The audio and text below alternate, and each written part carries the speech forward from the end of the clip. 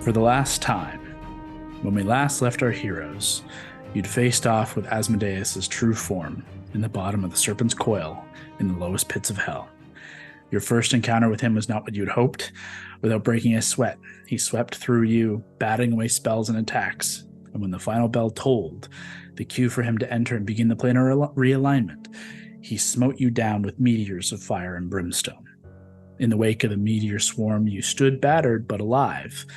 With precious little time to spare, you healed as much as you could. With aid from your platinum dragon that you'd summoned, you determined he was surely at the top of the Tower of Mal'Shem, and with Gord prepared to deliver the last word, should the time be right, you teleported to the highest peak of Nessus. Here you found Asmodeus was indeed within the Reverie, after a first failed attempt at realignment. Thus it came down to this one moment. With the damning tome in hand, and shutting down the avatar of the devil who attempted to counterspell Gord, your warlock began to utter the incantations of the last word. Gord's resistance to the element of death and the aid of the party kept him alive long enough to see the word spoken, and against all odds, successfully stripped Asmodeus of his divinity. This encounter completely shifted as Asmodeus' divine spark was ripped from him and his mortality was laid bare. Despite the success, the toll taken on Gord to utter the last word would, in a few short rounds, irrevocably end his life. Nevertheless, you carried on. Mary and Hondo and Alana battering the devil with everything they had. Gord and Val cast out their spells to aid the party, and above everything here glittered this divine spark that still hung in the air. Asmodeus was successful twice more during the fray in his attempts to realign the planes, and you could feel the tension in the air, the electricity of something about to happen. When you looked skyward and just beyond the spark, through the flaming rift, Mephistopheles, Lord of the Eighth, dove towards this godly boon. In that moment, Valentine took the chance and beat the Cold Lord to the punch, grabbing hold of the spark. Immediately awash in radiant flames, he was briefly granted a chance to set things right. A wish to see his friend succeed and save the world he loved. With the power of the divine spark and the spires of the tower that were holding these golden chains of dominion in place shattered, each a devastating blow to Asmodeus' plan. With this opening, your damage dealers went full Nova. Multiple critical hits, divine boon-enhanced smites and strikes, thunderous blows, and the now mortal King of Hell was dethroned and destroyed. In the last moments before the spark faded, Valentine wished to save Gord, and was successful in keeping death at bay. And Gord in turn wished to cast Mephistopheles down in a flurry of radiant ravens, and he was laid out atop the tower before Gord himself fell unconscious. Still alive, but the divine spark then faded from this world. You now look upon the flaming sky as the rift above fizzles out with a pop. Towards the gate, you all hear an eruption as you see devils scattered in an explosion as its magic ceases to exist. You all come together atop Mal'Shem in various states. Gord, easily enough, is brought back to consciousness as well. And nevertheless, here you stand at the end of all things. Heroes of Vesaria and the greater planes beyond, what do you do? I think I could use mass healing word just for to bring up, because I think Mary was down too. So Mary, Gord, bring you kids back. I am up, but I'm low. Well, we all low. I'll float down, touch Gord, touch Mary, and then I just envision Heartbreaker in hand, just like walking up to the crater where Mephistopheles is. You see him already having pulled himself up to not to his full height by any stretch, and he does not tower over all of you, but he's taller. He's a devil. He's slender. He's very thin, but you can see that radiant blast has done significant work here. But he is not on death's door by any stretch. He's wounded for sure. But you watch him stand, smoke rising from his robes singed, and his glistening skin is torn, but is otherwise intact as he pulls himself up. just kind of looks back and forth between you all. His ruined Ransor is in his offhand, and he puts up one hand and plants the rune Ransor beside him and releases with another. Perhaps a parlay. I'm not fucking lowering shit. Same. You guys. Allie's still a cool ass storm. Yeah, just crackling lightning. Easy enough. You have him surrounded. He doesn't make any immediate protections against it. Mary, you can read on his face absolute confidence in his safety, but there's hurt that he has failed in part what he had hoped to do today, and now he's just trying to salvage. You can immediately just read that off his body language. Maybe you should have put that shit in your contract if you cared about it so much. It's always good to leave some things out of writing. I think we can all agree the task was completed. I aided pretty successfully, and you all performed more than admirably. Congratulations are in order. Contract complete.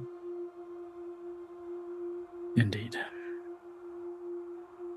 You won't find any trace of it now.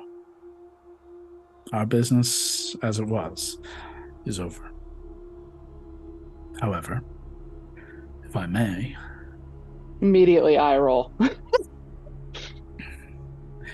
No formal contract, no formal agreements of any kind, but simply a hypothetical situation. With the king dethroned, hell is one shy of full order. In terms of hierarchy, that throne now falls to me. Without someone like me in control, the hells become, well, far too chaotic. And that chaos does not remain simply in this domain. You are most powerful, and I would not stand against you. But if I'm not in control, I can't speak for these other ones. Do you keep him in control? Most definitely. Can I insight check that I will not stand against you? Yep. Off stream, Kyle revealed that Mephistopheles once rolled, what was it, Kyle? Like a 45 deception? It was high. It was up there. Well, that was a pretty good potential last roll. Not 20? It was a nat 20. It was? Oh, That comes nice. out to, now he has an excellent deception. But It's a for me, really good deception. that comes Good. out to 33.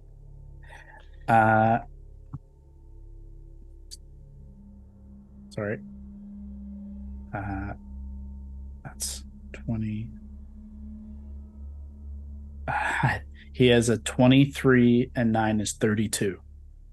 Ooh. Was not his So? highest roll. Yeah, he doesn't, honestly, he doesn't have any immediate plans to move against you, but that's very carefully chosen words. Moving against you is 5 people. Moving against anything else is outside of that. But realistically, he has, you immediately just piecing the puzzle together, he has so much work to do here to establish. Like, he wouldn't have the wherewithal to shift to like do anything else immediately to you guys. Plus, you guys are so fucking powerful. Like, it's a bad move. Logically, it just doesn't work to work against you, at least not immediately. I interrupted him.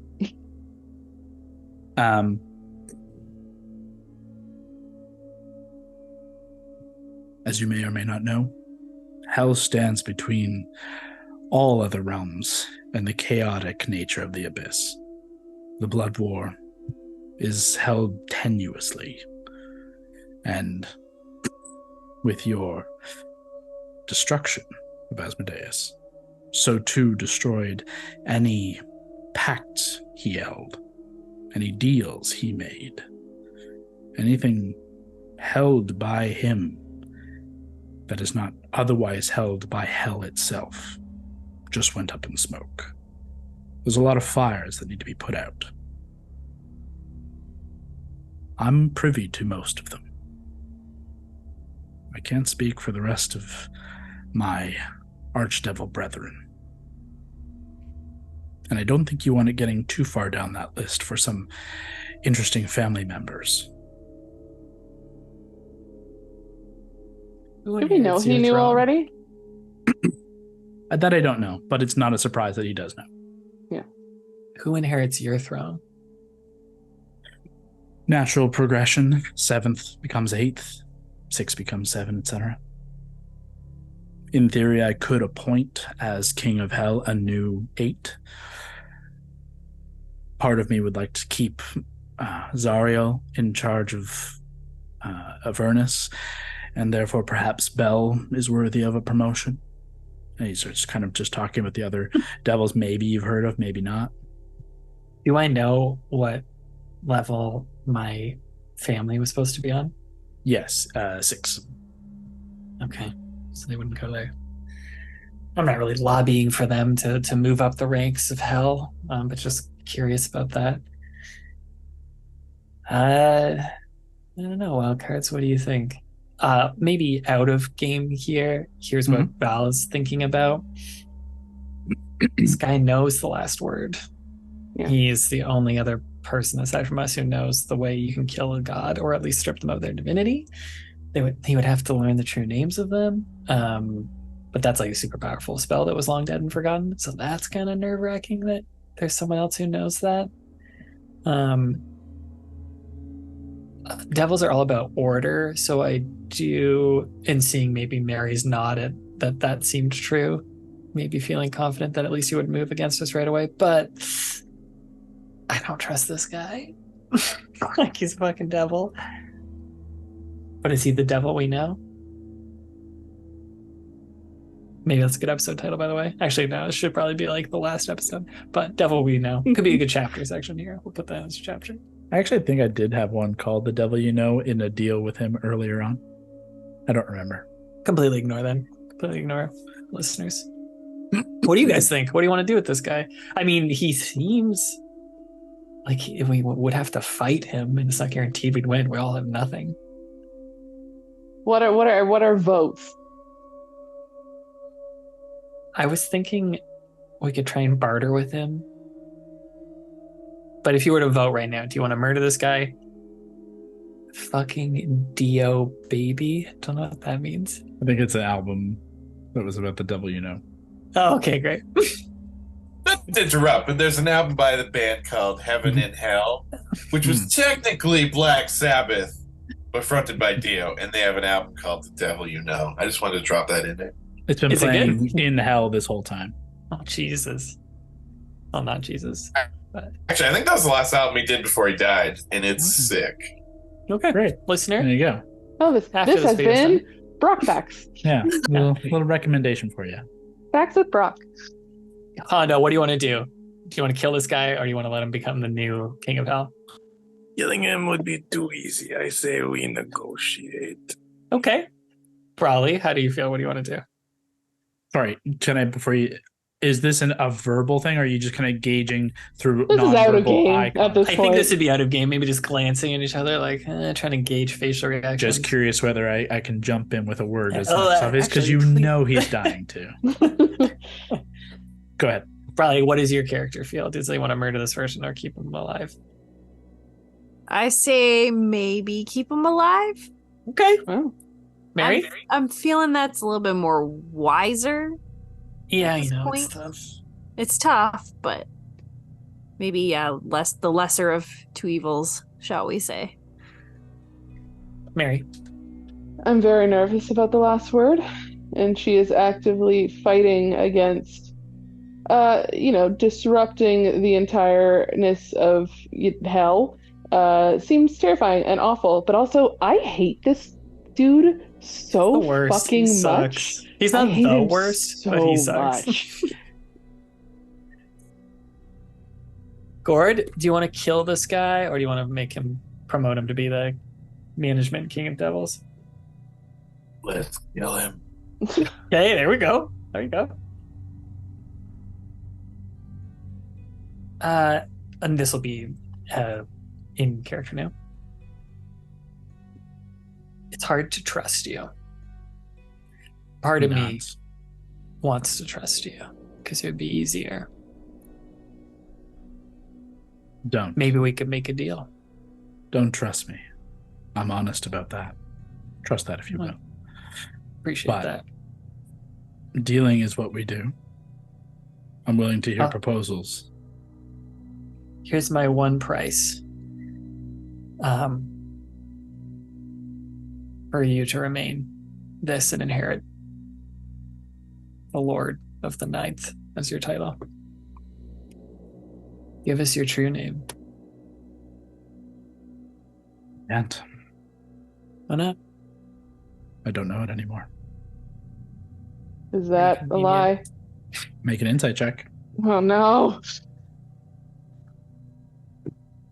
Oh, I was rolled okay, but it's not near as good. It's I rolled a 15 plus 13. That's a solid 42. Jesus. Yeah, Hard to no. tell. Hard to tell. He says, it had been long on my mind to hide it away. And then learning this special word we've come to know, I had it removed, both from my mind and cast. I truly don't know where. So unfortunately, it's not mine to offer. Now, you know the power I have. It's no longer a secret. Few do know. That gives you power in itself. You know my greatest weapon. We stand at a cold war of your knowledge of what I have and knowing what I need to use it. I don't intend to. I've seen its potential. It's taking a significant amount of work to stave off the worst of knowing it. In truth, gaining this position, the power that comes with the Well of Souls and the Ruby Rod, will ease that. A part of self-preservation does now lie in this decision. But in truth, this is what I have sought for from the moment, long before the moment we've met. This was my plan. This was my end game.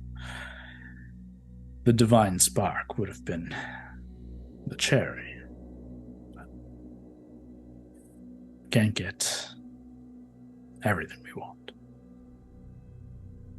There's a good amount of satisfaction in that, I think, for all the wild cards. Yeah. Maybe that's the best version of this deal, is both of us not getting exactly what we want. And listen, it never hurts to have a favor owed by one of the most powerful fiends in hell, even if it is a devil. I owe you.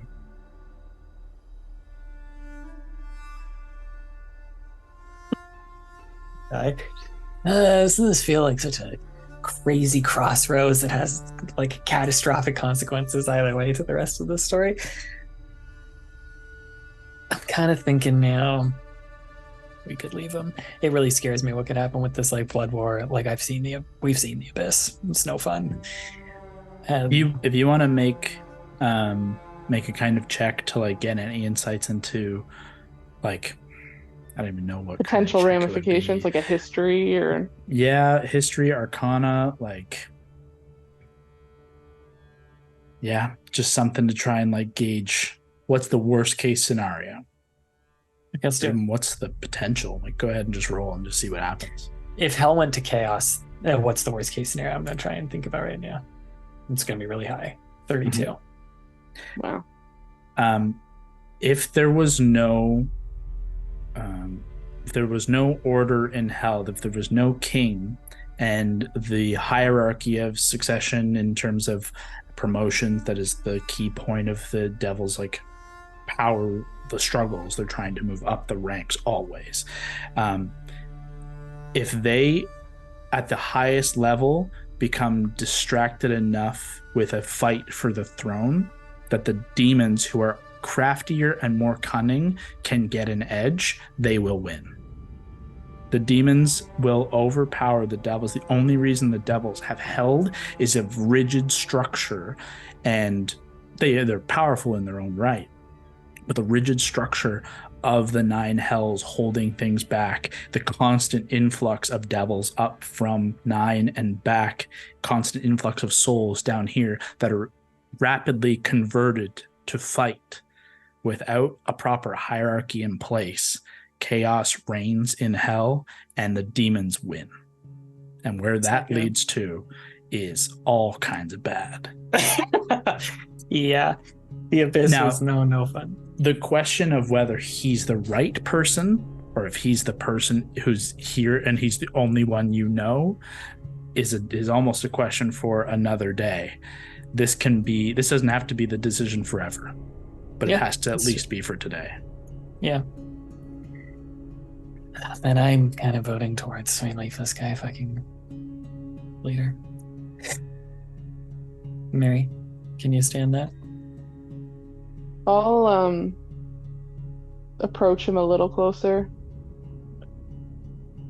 And He gets his best puppy dog eyes. I'll kind of just take affliction and slowly just run it like a little bit along the side of his neck. Just like to draw like a little bit of whatever the devils have for blood. They're blood. Just black. Just checking. Still bleed. It means fuck this up. You fuck with us. And you know what? I'm gonna make it my life's fucking mission to put this head under yours. Or put the sword under your head. Duly noted. I have no quarrel with any of you. If I have the throne, I have what I want. What about our friends, the Revenant Vow? They will be, if any of them are standing, they won't be for long. That pact was a revenant pact. Was till death do them part. And without Asmodeus, to death it seems is the answer. Some crafty motherfuckers on that team. I'm Oh, not gonna hold my fucking breath. I'm sure a handful are crafty enough to slip out. But the bulk are Ash. You needn't worry. Like Raymond? Certainly possible. He easily one of the craftier. Could have found another way to word his contract, word his pact. Whether it was a true pact with him or a empowerment through the Black Staff. But its power is most likely Ash as well. Kyle, do we know if enough was done with that, the large Hellgate to remain permanent? Oh, no. You saw it fucking blow up. Like, just before you spoke with Mephistopheles here.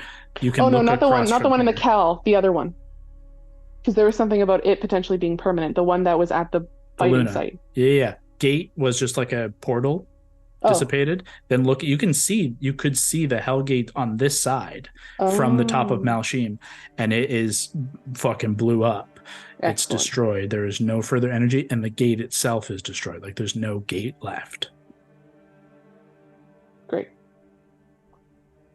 Yeah, it would have needed it literally needed one more gate gem to be permanent fixture, but it still would have needed the gate spell to activate it. Essentially, they could have permanently created a doorway, but needed the gate spell to create the gate instead of a permanently open gate. You still need to open the door. Exactly. Like it was just the door frame is there. You got to give it a door and open it, no problem, which these guys could have done. But with Asmodeus in charge, it was like a freestanding open. As soon as he's out, so is it. Just making sure there's not something else we have to write into whatever the fuck we're agreeing to. No, it seems I'll like take away my sword and step back. He doffs his head ever so slightly and wipes away the blood.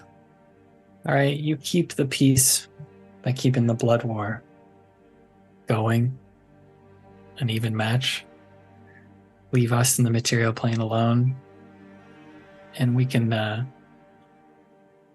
call this parlay a truce. Sounds like a deal. No more gifts to our house. As long as we don't have any further deals, you won't hear from me again. All right. Slowly step back. You see he slowly steps out of the circle that is formed, kind of turns to look at Malshim, and he puts out a hand, and you watch the ruby rod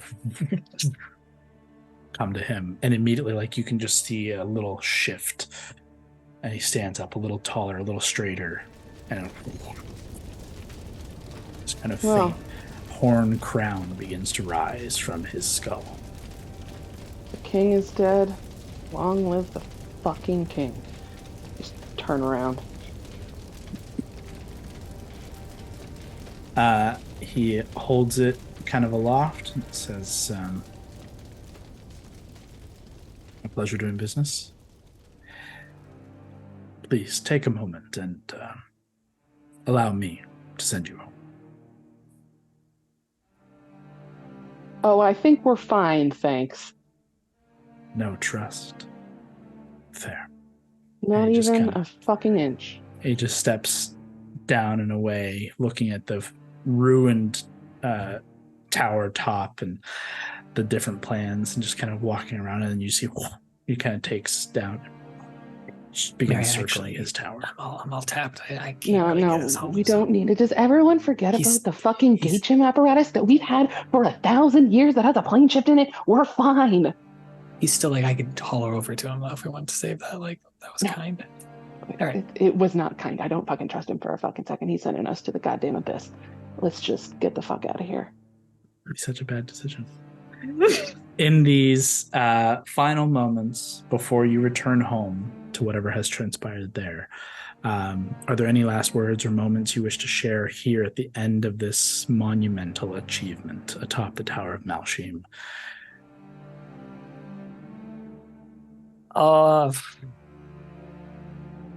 I'll take some of like the ruined, just like dust or debris from on top of this tower, and just purposely like put it in a bag in case for some insane reason we have to come back here. Sure. But then literally just like stare out. I think we're on top of this huge tower, just like stare out over hell and take a deep breath. It's no less frightening, despite what you've gone through. And arguably more so given how hurt you all are and tapped on certain abilities and spells. Also a little frightening is there's still a bunch of devils over by the gate, and they're like coming this way. Yeah, I think Maybe we should- staring at Bamf. I mean, we should probably go. we should probably go. Staring at the like Let's fight. fight. Sure. This is a dude with Hunter fucking twirls his 20 dagger times as standing. many hit points as everybody else. Yeah. Let's just get the good fan art shot, though, of us standing on this tower, looking out over hell. It's like silhouetted, capes billowing. It's very epic. Are there any bodies around us?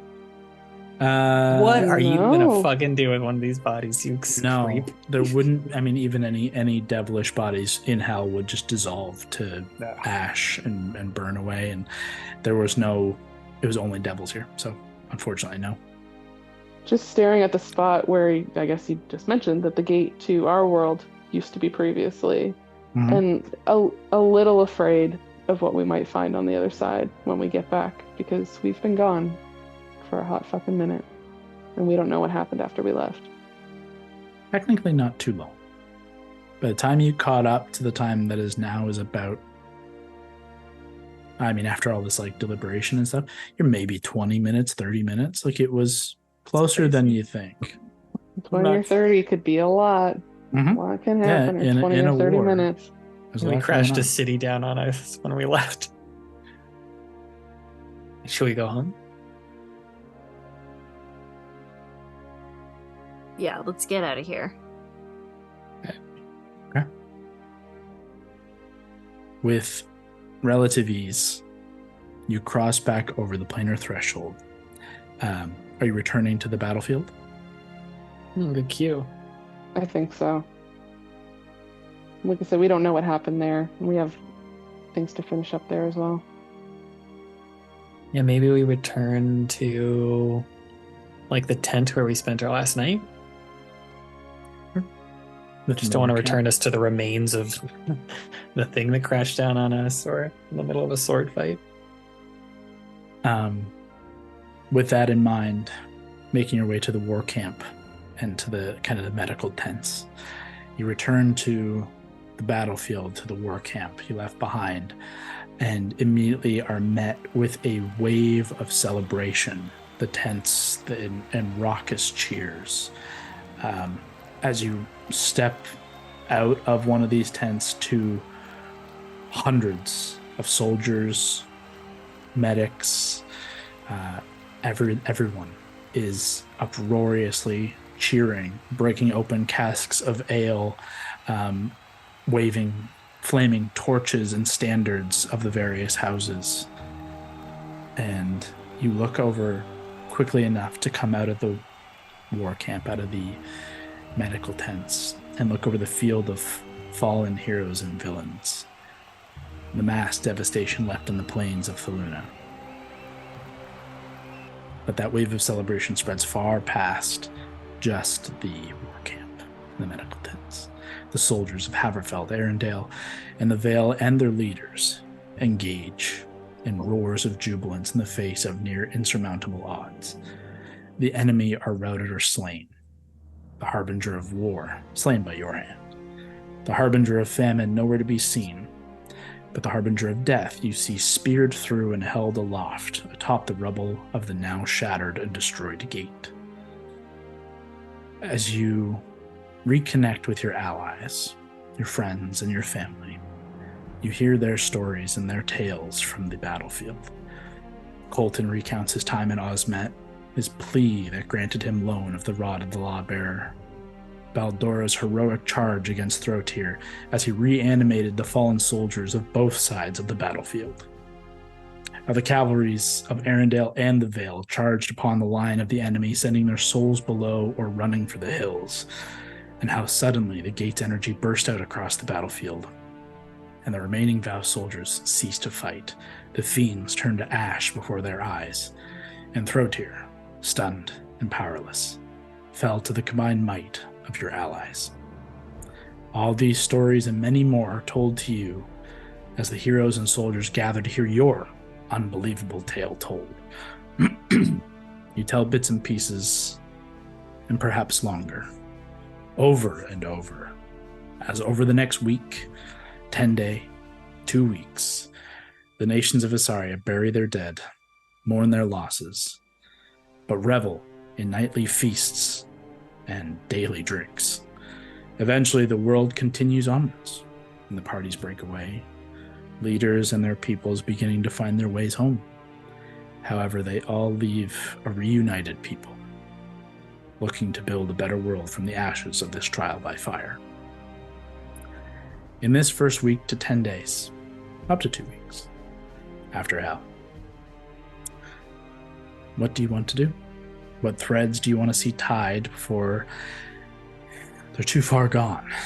I leave this open. We can roll through anything that needs to be rolled through. We don't necessarily have to play in character unless it makes sense. It can just be kind of a list, and we just knock it off one by one. It's an open forum in this final moment. Oh no, do you have anything you want to do in these first 2 weeks? Besides the raucous revelry and drinking and partying. Or is fornicating. that's Hondo's sole goal? Hondo's recovering. So give him. Someone else go first. I had written that I wanted Val, obviously, to participate in all these things, but one of his main focuses over the first 10 to 12 days would be going to the Vale and trying to stop the fires, trying to heal the forest. So working with an older enclave, and really just trying to heal this connection to the Feywild from this side. Go ahead and roll me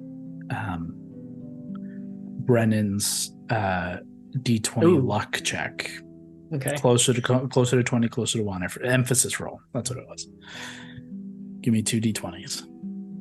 We're gonna go real. It's gotta be a good one. I can't use that other one. They fucked me. Not good. I'm so sorry. There's so much dice. Hey, guy who complained about our first episode having too much nat sound. I'm sorry for this moment. Okay. Emphasis roll. I'm gonna take a pick.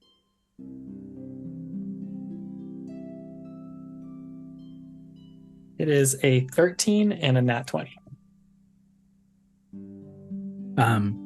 Relatively soon after your return, after the first couple of days and nights of revelry, speaking with the Vale and Valor leaders, Elisar, he's eager as well to return. He's been here so long that he's not sure how much of the Vale has fallen, though both of you immediately can kind of sense more than you would like. And upon journeying there, whether all together or just a handful, Endora, the heart of the world, still stands strong as ever. Hell yeah. A ring of protective natural ward, primal ward, holding it at bay. A ward Elisar was unaware of, older than him. But digging deeper into ash and ruin, you look for Galifar, the tree that stands as that's the doorway, the connection where you went through to Castle Avalon and onto the Summer Court. It too stands. However, all around it stand ashes and burning timber and debris.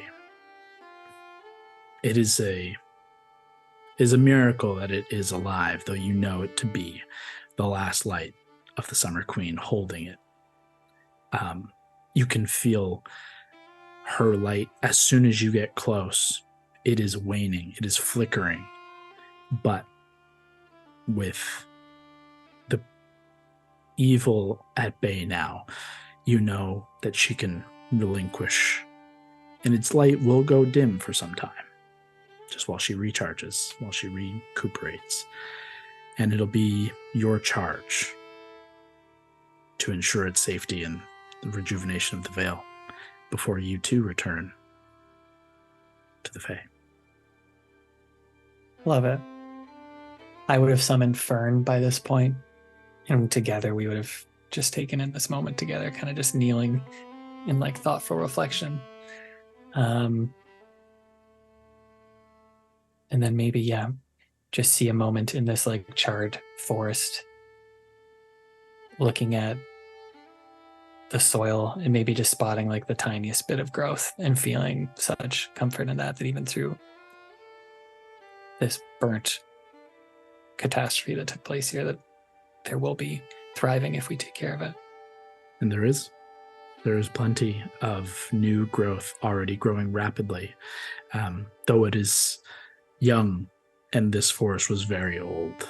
To reach its magnitude is a matter of centuries. Though with magic and with the aid of the Warden of the Fae, a Lord of Light, and the reunited Vale peoples, it may be more expedient. And then the other immediate thing I do is I just go to tea with my mom. I would just like go back to Verdancia probably soon after this fight and just like unannounced, just stop by as if nothing had happened, nothing catastrophic had transpired, and just sit in the garden with her. Well, your first stop would be to Arendelle, where they were sent for safety. And then to bring, but you can very easily bring them home with your magics and do such a thing. And in an odd and fun moment, having Verdancia was more or less evacuated given its proximity.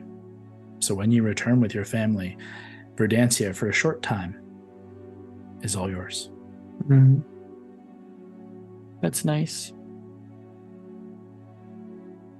I would probably, if Brawley's there with me, just do the whole classic, you're showing your partner your old hometown and just like tour around, just showing her stuff and just enjoying the moments of like the quiet of the streets.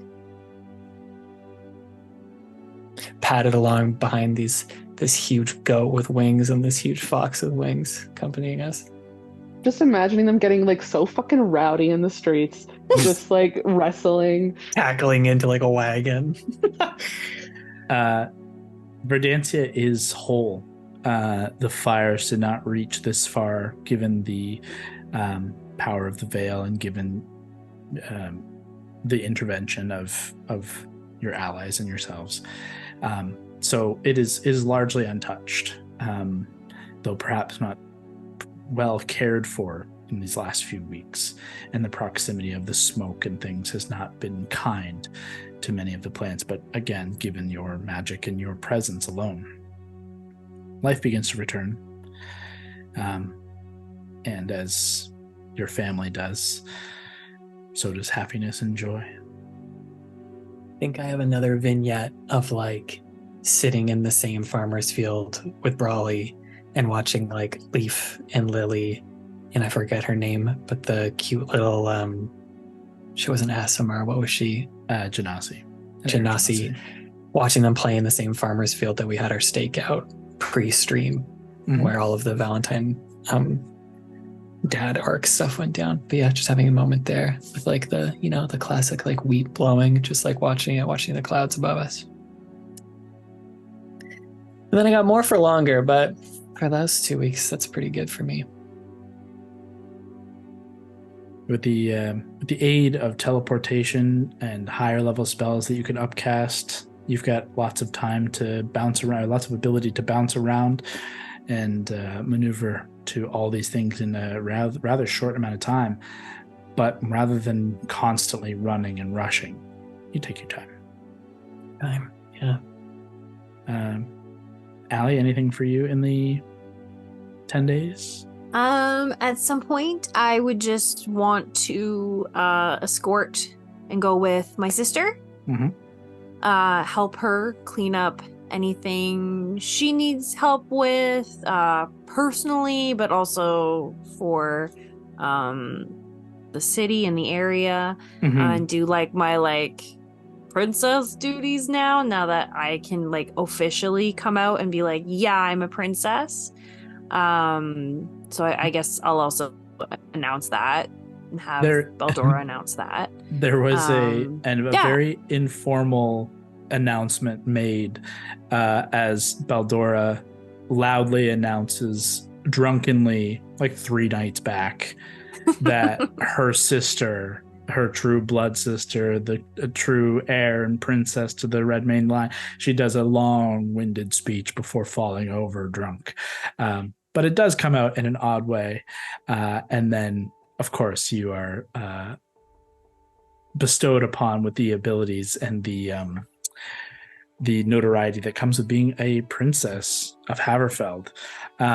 Admittedly, with Baldora, over the first week, she does a lot of delegating to the others alongside you to gather their dead, as they won't bury them here. They will bring them back to Haverfeld. So there is a long process of essentially preparing the bodies for long travel, which is a slow process. It's not gruesome, but it's, especially for someone like yourself, it's not gruesome, but it is just kind of dark work that your presence and Baldora's presence alongside these people aids the dwarves in doing it properly, not rushing, taking the time, respecting the dead, and then drinking in their honor. And it's not until Baldora's eager to get home, but almost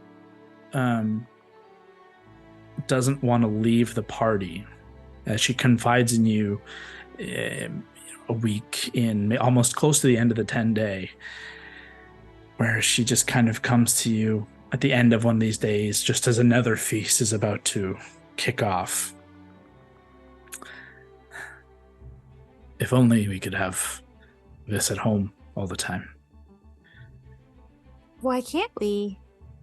Well, you get dwarves drunk every day and nothing will get done. Things still gotta get made and there's work to be done.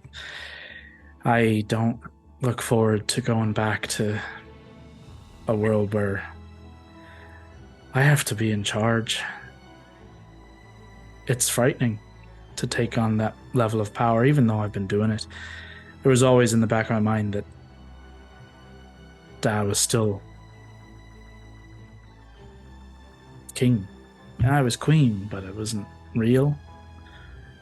Now it's real. Now I've got a future of a rebuilding nation to think of. I don't know.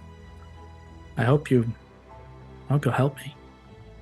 Absolutely. Why wouldn't I? You're my sister. Of course I would help you. You got your friends that are... I don't know what other adventures you could get up to. I'm jealous, in a way, of that. You do have assistants, and you can always come with us, too, on adventures. We're probably not going to have any big adventures like we had, but that being said, you still come along and tag along from time to time. Maybe not to mention, we still have to help Lav. Well, we did. We've got that. We did a little bit of work for Lav in the time since she was with us. She does have a quest of her own, which I would love to be there, and I think she would very much appreciate you being there. But it's a personal one more than a real adventure. But who knows? There's always something you got to kill on these kinds of things, right?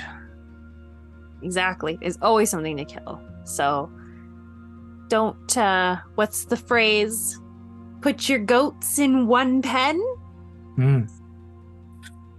It's true. Yeah. Can't put too many goats in one pen.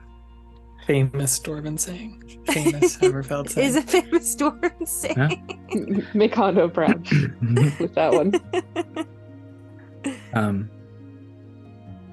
She reminisces a little more with you, confiding in a little more about the fear of taking true kind of leadership on.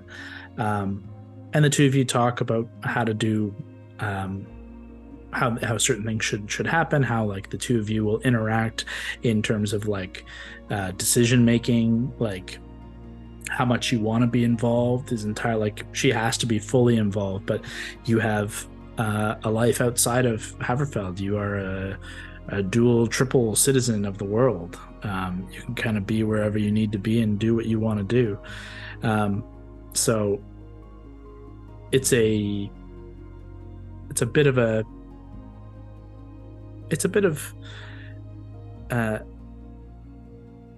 of jealousy in your life, but ultimately she just wants to have you around whenever you're around. And over time, she is happy to kind of move on and takes her people back. You're welcome to travel the journey, but it's going to be it's a couple weeks of travel. They're not going to be rushing.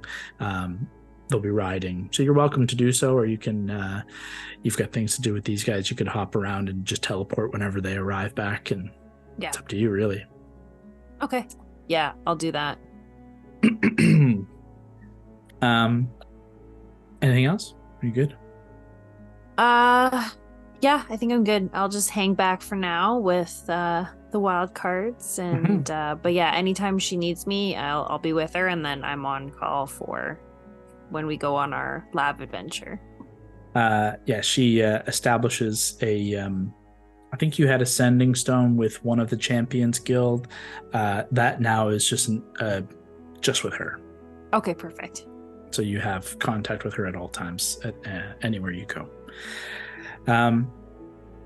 As that's kind of Allie's first week there. Mary, Hondo, Gord, anything for you guys over the week? Sorry, go ahead, Scott. I was just going to say quickly, Lav's instructions, she's asleep right now. But Lav's real instructions were she wanted to stay with Baldora. She wanted to stay with Brawley. She just wanted to be as close to the Redmayne sisters as she could. And yeah, her longer goal would be to work on finding her mom at some point, some sort of side adventure we could do at some point. But she grew attached to Baldora, but wants to stay as close to Brawley as she can and have to tolerate Valentine, I think, because he'll be tagging along too. For Lavender, I think she's got a couple of leads on the plane of limbo, and this kind of chaotic realm. But the answers are as chaotic as her magic is, and it's too odd to decipher. And the it's like trying to decipher hieroglyphics, but half of them are numbers, the other half are pictures, and then every now and again you get something that's like a GIF, like it doesn't make any sense. It's all over the fucking map. So trying to decipher where in this massive chaotic plane to go and what she's even doing there. Like, is she alive? Is she dead? Like, the answers are not clear. And it is going to take more work and time to figure it out. But that's an adventure for another day. Sorry, Leah, you go. Okay. I think sooner in the week than later, I would try to take an expedition, probably with Eli and whoever else wants to come, to the Kel, where the other side of the weird portal, potentially what I think is the crystal at the heart of the Kel. It's my suspicion it's that, and try to piece together what happened there, if there's anything else we need to be worried about. And I also have the feeling that's where Raymond went. So if there's any sign of him. Yeah. How many of the wild cards go along for this particular adventure? I feel like I already said I was going to Verdansia, so yeah, I can't be there for that one. But it feels weird to not be together, which deeply upsets me. I guess I can teleport. I'll tag along. You have communication. You could be talking about this and planning, like, I really want to go to Verdansia, but I'll come with this for a day, and put a hard timeline on it. Let's do it. I'll be there. And realistically, I think, Mary, you wanted to get this done within the first couple of days. Like, you wanted to get this done fast. Sooner than later, so that the whatever, evidence remnants is gone. Yeah. With Eli, Hondo's coming along. Yeah, I was looking for Lando this whole time. Sober up. Just looking for him. Oh, Cav, you keep freezing. You do keep freezing. You're kind of jittery, but I heard you say you were going to sober up, and I don't think that's true. You guys arrive in the Kell, right at the edge of the scar, and immediately the magic is a weird place, but we're not going to go through the whole bit of it.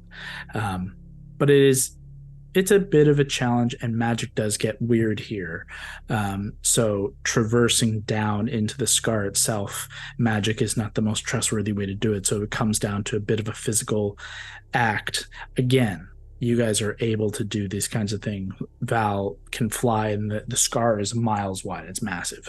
Val easily can fly. You guys all have various abilities that get you down as your artifacts are unimpeded by this strange magic.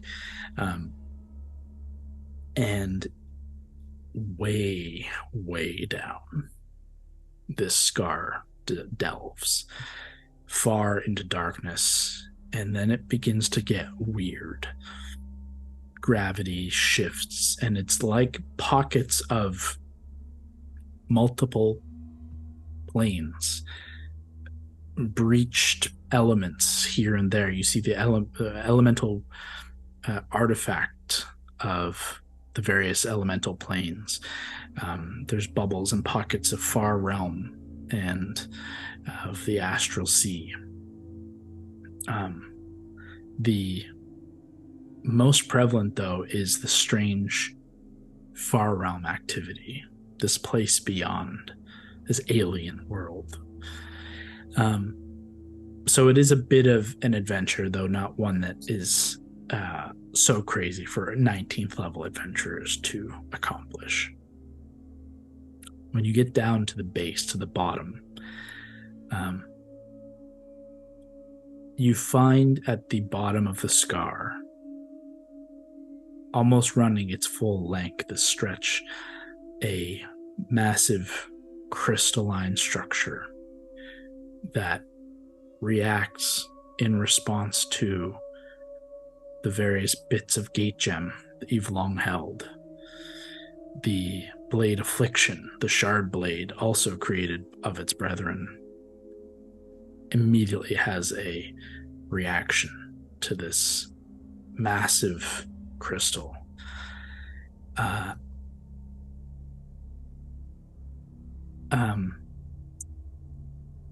Val, Hondo, and Gord, if Gord decided to go along here, can all three of you throw me Arcana checks, and Allie and Mary, both of you can throw history checks. All of you can do so with advantage, as helping each other, and Eli's aiding, and over time, more is taken.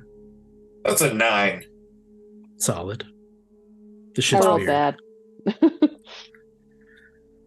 31 Arcana with my Peerless skill. Jesus. That's Rolled like an 11. rolled like an 8. The Hondo did not recover from those drinks. He did not sober up. Not quite. The history is spotty, and unfortunately not able to like kind of tie the loops of how this all went down. But Val, you do know that this is the same crystalline structure as the gate gems, though on a massive scale, and likely the progenitor of all the smaller ones. It's older and more powerful than all the other ones combined.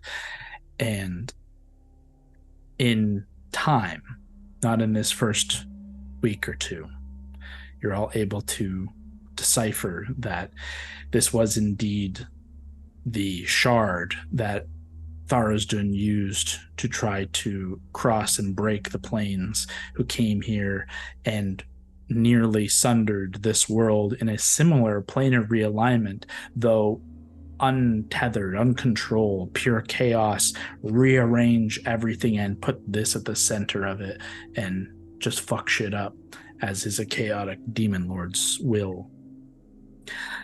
Asmodeus had attempted to harness its power, its transmutative energies, create a world engine out of this and tether it with his divinity and his well of souls, the power of the hells, this lawful force over such a chaotic thing to realign the planes in his favor. And thankfully to you, he was unsuccessful. But you very quickly come to realize that this is not something you can remove. It's a part of the world now. It's been here for, since the reckoning, obviously, but this could be a future, we have to figure out what to do with this, but it doesn't seem like it's unstable, going to explode or anything, does it?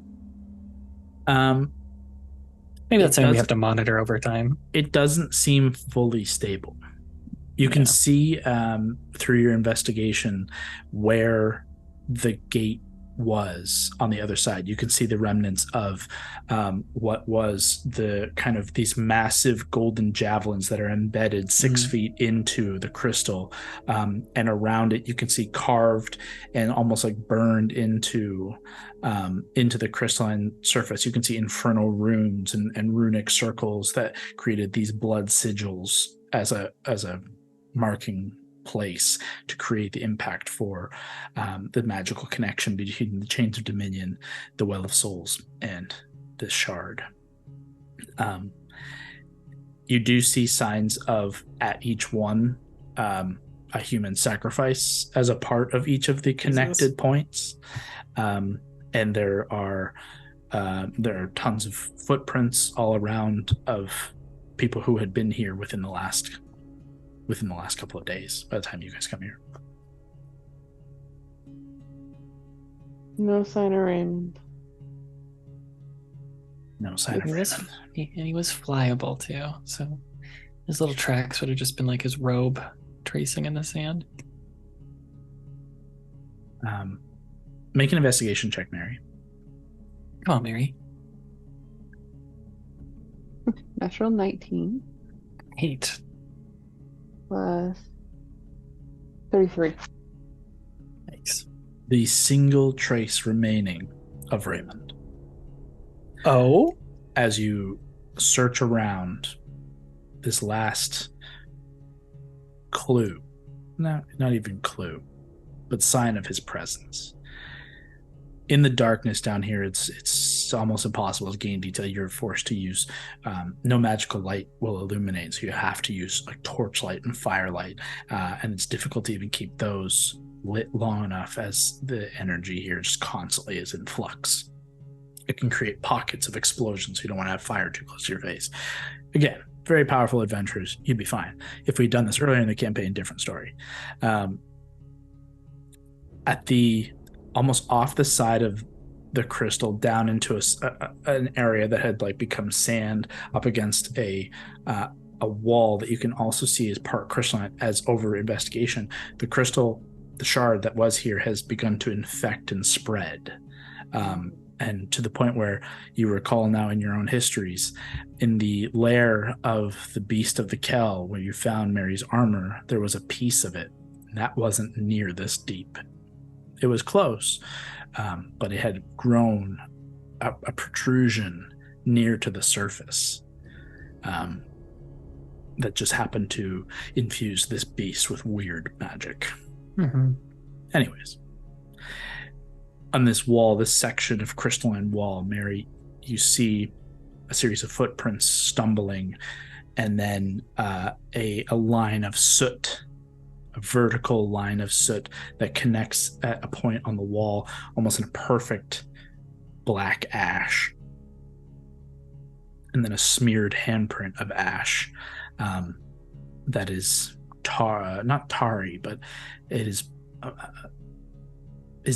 pure black. And then a little trail that leads off before the trail suddenly stops. Fuck did he do? That has something to do with Blackstaff. You know, that shit's really hard to handle if you're not, given weird ass powers by an evil devil god. I will say, You rolled crazy high. In the ash of the line, there are chunks and pieces of like charred wood. Maybe it was the We black destroyed it? Well, maybe it wasn't him. Could have been something else. Maybe it absorbed it. In truth, you're I'll, not sure. maybe we'll pocket one of those chunks just for Sure. just to be safe. It's just like kind of charcoal now, but still hot. Chuck it in someone's bag of holding. Put in the cooling one. I don't want it in mine. Okay.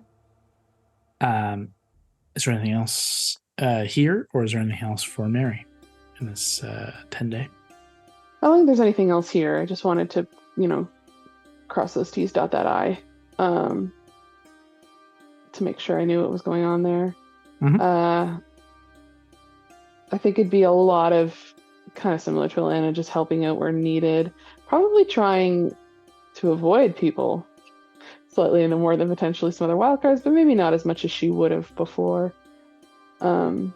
At some point, probably towards the end of this time, I would be pushing people for some kind of, before, forces start moving back out and leaders depart back to their corners of the world, to have some kind of final debrief. And,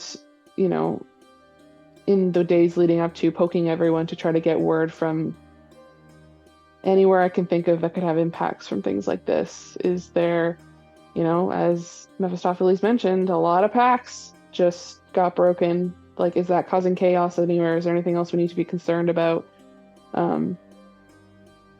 Easy. Just one final debrief for all the, our war council. It happens the day after. They immediately want to recap with you what happened. They want to talk about what they did here, what you did on your side, what are the ramifications. It is a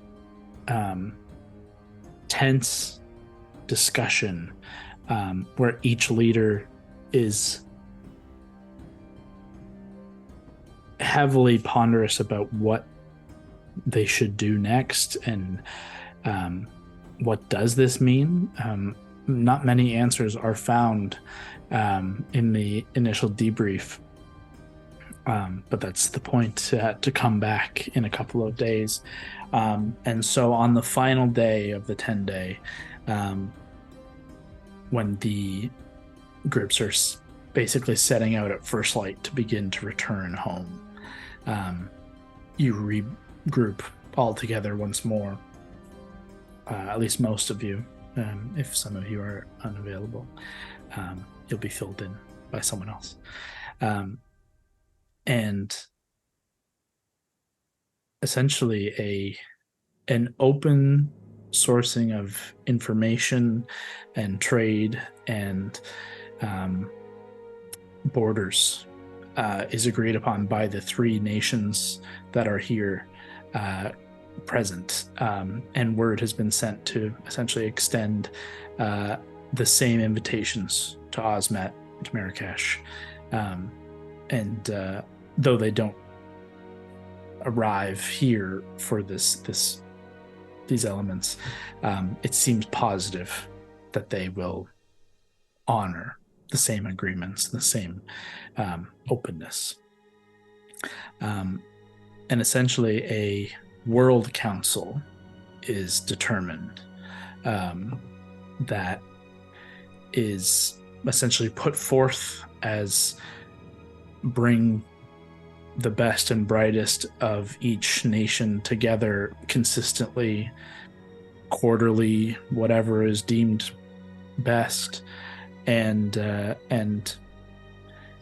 become a world UN to aid in these massive protection moments, to light the fires when danger approaches, when something builds, much like you did here. And of course, you guys are all extended obvious first membership to such a council, and expected and hoped that you would at least aid in its formation and perhaps participate until such a time as you hand off to the next adventurers, the next brilliant minds, or perhaps remain. Entirely up to you. You basically have a lifetime of free passes. Don't tell Honda that. First ballot Hall of Fame. They specifically, right? Everyone is like, except Hondo. Like, there's very specific conditions in which Legalese. Hondo is able to achieve anything he wants. You'll regret it. Much to Hondo's pleasure, I'm sure. Of course, you guys are all awarded gold and whatever essentially you want to continue your adventuring careers, to continue doing what you want to do. You are each gifted inside the first month, maybe not just yet, but inside the first month, maybe 2 months by the time it gets to you. Each of you would be gifted essentially a badge to prove that you're a part of this World UN, and you can kind of flash that kind of anywhere you go to kind of get immediate access and get a couple nods here and there of, oh yeah, you don't need to worry about that. And just eventually your own notoriety means you're not really paying for beers anymore. They'll just be bought for you or just freely given. But that's besides the point. World Council is established, and open borders. Each leader needs to return and like focus on the idea of like rebuilding. Those who need to, specifically the Veil. A lot of resources are attributed to like rebuilding the Veil, establishing its importance, and then opening borders, creating roads and more like more cities like Verdantia, these intercities between two nations where there is this kind of like half and half, and essentially between each of the nations there is a mid city decided and appointed that is a crossing and essentially constantly maintains open borders and open communication and aligned to both royalty and World Council of what's happening and where. This new network is established within the next year. All of these things would be established.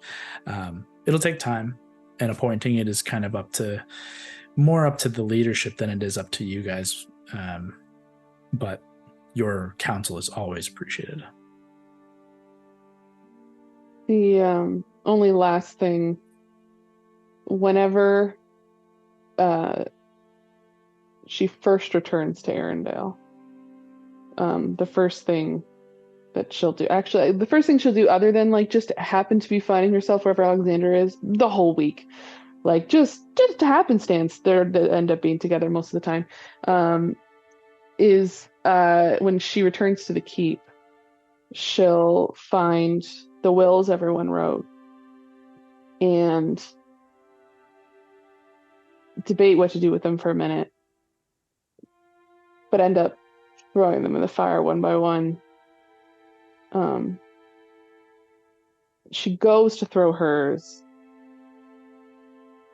reads it, and decides to keep it as a reminder of why she wrote what she did, and just keep it aside and hope to never have to think about reading the others ever again. Yeah, I mean, Alexander does more of the following than I think you do. He's going wherever you're going, and each festival night he's at your side and up before you in the mornings. We're bailing early from every one of these things. Oh yeah. You have your own parties. But he is he's at your side and is often pulled to Malcolm's side but likewise, you are welcome company in his company as well. So there's no reason for any kind of secrecy or moments to not have you where he would be, and likewise.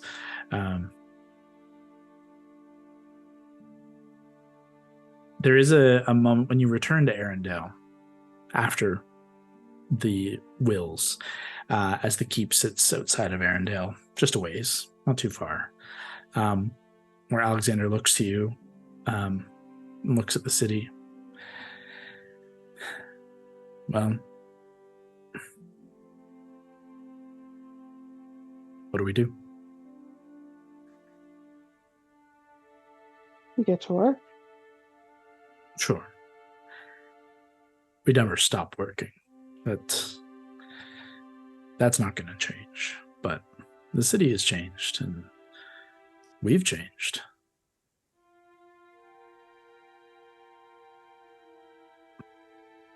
What do you want from here? What do you want from me? What do you want now?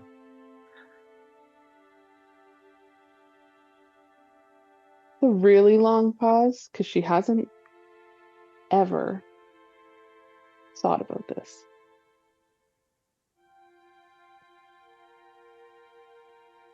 I think I'd like to try to be happy.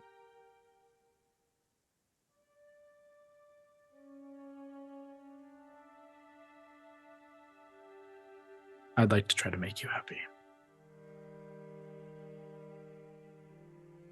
It's a good thing Hondo's not there. And together you focus on this city and each other for your time. Gord and Hondo, what are the boys doing in this 10-day? If anything. I'm summoning the genie. Okay. Are you waiting until you have slightly more hit points? Oh my god. What day? One between 1 and 10. When and where? How drunk are you? What day, what time? No, I would say after Mary's mission is complete. Okay. Okay. So like the third day. Sounds good. Roll a D100. Where do you do it? Where do you do it? That's a good point. Before you roll. And are you doing it solo? Like, do you want to like scurry off into the darkness to do this by yourself? Do you want to do it in a tent by yourself? Do you want to say, "Hey, I'm going to do the weird genie thing to the group"? Do you show it off? What do you do? I will let the group know, Okay. and it's up to them if they will. You got to be fucking kidding me, Hondo.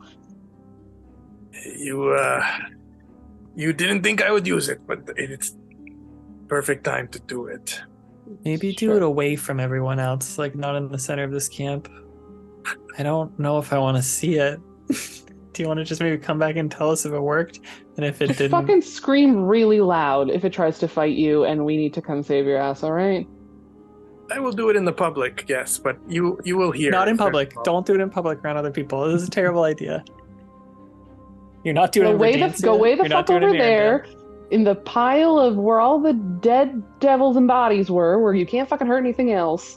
Down the slopes into the ruins. Okay, fine. Maybe Sure. I'll watch this part if it's safe. 4 of the 5 wildcards stand on the edge of the Looking edge down. of the crater, looking into the ruins and into the crater of Thaluna as This you is watch so funny. Hondo the Blue sprint into the darkness. Actually, sorry, I should say, what time do you want to do this? Is it midday? Is it late at night? Are you a couple of drinks in? I will say midday. Okay. Perfect. Bright sunny ruins we run into. You watch Hondo run with this big ass fucking jug. You set it down in front of you. Go ahead and roll a D100. Okay, let me see if I can roll. How would I do that with like 2 10s or? Yeah, if they're not that, just do a 110 at a time. Okay, so The first 10 is the first digit. 10. Okay. I don't know which Hold one's on, bad. hold on. Hold on. So It's a D10. it's so a that's D10. a 0. So no. Yeah. If you want 100 in this case, so you want Another D10. another 10. If you get anything less, I don't know what's going to happen. The genie's gonna fight you. It's possible the genie fights you, but you got to hit the 10 to get your baby. wish. D10. 3. Otherwise, it's a 13. 13 was the same roll I got to save the material plane on a D100. It's interesting. For the next hour, this massive red fire genie appears before you and is your servant. It does whatever you want to do. It's pretty good. You have an hour. What do you want to do with them? Now, can I ask him, can you give me, an ability or something like that? Or is it more like a butler? He, in this case, he acts more as a butler and says, "Sorry, bud, you should have rolled a little better." Okay, but I can still work with this. So what I'll say is, essentially, you have a butler that you can call on for an hour a day, 3 times. A butler, like that can murder shit. Yeah, bodyguard, butler, assistant. Yeah, you've got an Afridi in here who's a good, not crazy powerful, but powerful. He's a good dude. I'm going to go into chill. town. Okay. And I'm going to instruct the genie to recruit a mercenary army for me. You got The it. pigmen. That will be loyal to me. Which city? I'm thinking Arendelle would be a good place to start. It's probably a good call. Sounds good. Let me pull one thing up. Just go ahead and roll me a d20. I would be pretty impressed if a genie showed up and was like, "You got to join this guy's assassin army." A 7. Okay. You're not great. 7 guys.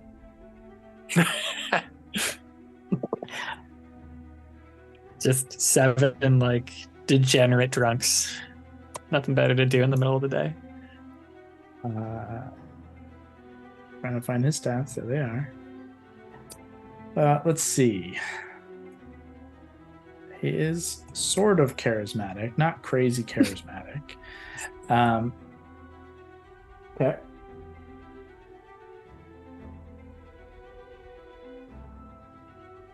In an hour, Jesus, the genie returns to you with 12 people of various sets of abilities, though seemingly are interested by this basically the promise of a life of adventure, plenty of coin, women and booze, and being paid to fight for their realm, for their peoples, and recruited by a genie. It's a pretty cool move. So you got 12 Pretty cool. In various stages of ability. I'll take that. They come to you, and you begin Almost to like form a crew of your your own mercenary Andre. army. It's a good start. It's a good start. A bit of a crew. So this is something Hondo wishes to do: is start to form his own kind of mercenary Militia? company. Oh, it starts as a mercenary company, but There's bigger plans. they're bigger plans. I suppose they could also be a ship's crew. That's right. Easy enough, yeah. That this happens in the first 10 day, but we'll get to what more happens with this in the future. Back while it's hot, man. Everyone thinks you're cool as fuck. Yeah, you You gotta just use saved it. the world. You Yeah. gotta use it. We'll get to that in a little bit more in the future to see what else happens. Is there anything else you want to accomplish in the 10 day before we get to your kind of future? No, I think I would be happy to party a lot and just not remember half the days. And so you do, as the ale is constant and flowing, and as is the tales and stories and songs. It is your atmosphere for sure. Gord, we finally come to you. Over the 10-day, what do you get up to? Gord didn't even expect to still be alive, so I don't really have any plans. Unless you remind me of something that I don't remember. I don't really have anything to do. No, the only you still have a pact with the Raven Queen. So I think in the presence of such mass death, I think that she would gently kind of be approaching and nudging you towards finding whatever is your version of delivering a last rite to the fallen and beginning them and aiding them on their passage to the worlds beyond and the worlds between. Whether you do so is entirely up to you, but as the Raven Queen did kind of have an attempt to agree with you that you would serve as a steward of death, life and death. So I think that's what the only encouragement that you would get from her is to try and, in this event, try and be that voice of the calming voice to those who have lost loved ones and friends, and to try and find whatever is your version of that last rite, that ritual to the fallen. I'll do that. I'll pour one out of my pipe for all my fallen homies. Yeah. A pipeweed laced not an obituary. What's the wake? Yeah, like a wake. Eulogy. That's right. That's what I was trying to come for, was a eulogy. Gord is a charismatic feline and is able to easily calm those who are mourning. And your presence is, to some, unnerving, to others, calming. And just, especially in these moments, I think you bring a lot of peace to people in a tough time, having seen so much hardship yourself. And as you said, not expecting to be here yourself. It's a weird place to be in, and where you go in the future, we'll find out shortly. But before we do the future of each of your characters and where the wild cards go from here, and are they still the wild cards together,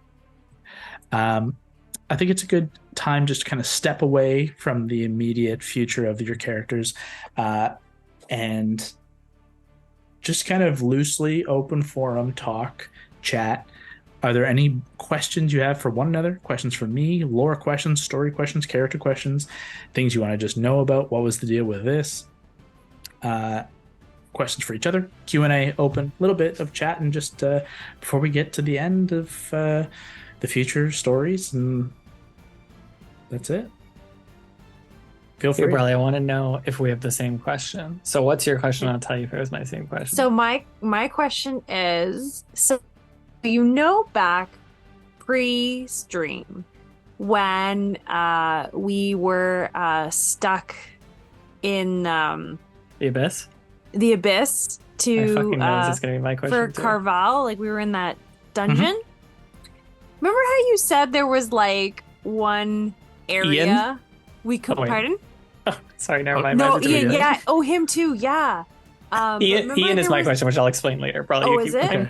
Remember you said there was like one area completely that we just completely bypassed, and there was something really important in there, or there was something that we had missed. Mm-hmm. What was it? Ooh, that's good. I know exactly what it is. Question. So if you remember going way back, you guys went from it was a temple of Orcus where you fought the statue. Actually, Valentine animated a statue of Orcus, and in the middle was a well. You dove through the well to get into the inverted ziggurat. And at a halfway point, you were diving down and suddenly you were swimming back up into the upside down, essentially. At that crossing point, there was a necrotic, a negative element that was sapping your energy. And if you had stopped to investigate it, it was a risk to stop. Obviously, you got to be holding your breath. Hondo was probably your best bet. But it was going to sap your life force and energy. If you had stopped to investigate around there was a secret passage in the well that led to a secret kind of offshoot, which was where his phylactery was stored. And what was sapping the energy from you all was stored in this kind of hidden passage, a very small like tunnel that you would have had to crawl your way through into another like protected little like almost like a vault that he had his phylactery protected within. But it's necrosis. It's natural like darkness was still pulling at your life force. So that was like the hint to go and look more, and you just never had the incentive to look. You were just too scared and just needed to get through. And no one's we were running really low so on crazy. time too. Yeah. We were like right up to like within the hour of before they were going to start killing our allies. And we knew Carval was a lich, but we couldn't find his soul container. We burned everything trying to find his vault. Nevir had just died for the listener. And so we had to go knowing we didn't find it and that he could come back. It sucked. Yeah, you passed it. You passed it twice. Having to go up and down in the well. And I remember, on the way in, I was coy, seeing if you would pick up on any weird clues. But on the way out, I was hitting home that something dark was like pulling at you, and everyone's like, "We gotta go!" And just like, all good. Don't worry. Sailed on through, and I was like, "Yeah, there's pressing shit going on," but that means Carval's still hanging out there. So he came back. My question about the exact same moment is just before we get to Carval, we encounter this weird eldritch horror figure who's like made of eyes, and I just called him Ian, which is really funny because I was trying to find a name, and that's a name of someone in Brawley's life, which is really funny in real life. So that was a very funny moment. But what the fuck was his deal? He talked about the one who watches. What were your plans with that? The one who watches from beyond the stars is an eldritch entity that knew about the last word, because they see everything. They're like an ultimate diviner. There was nothing that could hide from them. They had every answer to every question of history that's ever happened. So Carval spent much of his madness, his devotion, in searching for answers for Orcus and then splitting from Orcus once he found this entity. And that's why his realm, his laboratory was so twisted by the Far Realm, was because he had spent so much time devoted to the Far Realm that he'd become invested and infected with it, and had found the one who sees all beyond the stars, whatever the name is, and Ian was just an element of that had basically spawned out of his connection with it.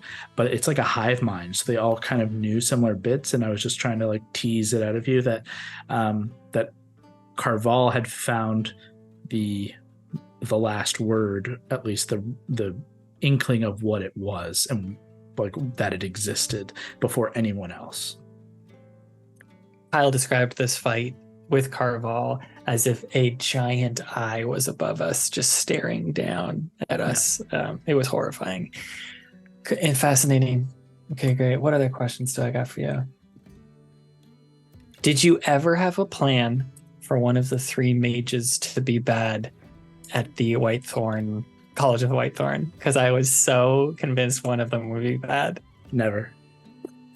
No, I wanted you to be suspicious of all of them, but they were all good intentioned. The only one who is not even bad, Arthur was the most ambitious, and would have overpowered the other two in terms of like, if it came to a decision, it would have been his show, really. Aurora is a brilliant prodigy and a brilliant illusionist, but she's too young and in too much power too quickly. Like, she's just in over her head. Eli is too in his own world and his own head and in his own self-doubt and self-consciousness about who he should be, that he's not paying attention to who he actually is, who he wants to be.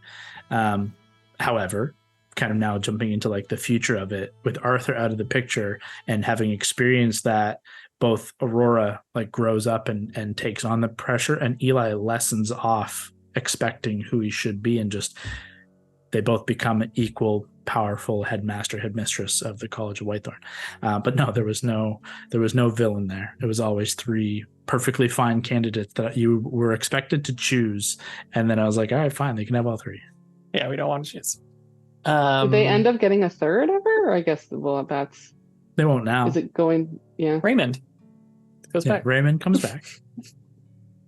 Completes the triumvirate. No, they'll just have two now.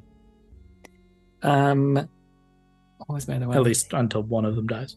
So if Gord died in that final fight, what do you think our best play would have been? And can you describe what was happening behind the scenes for the listener when Gord's making these rolls and stuff?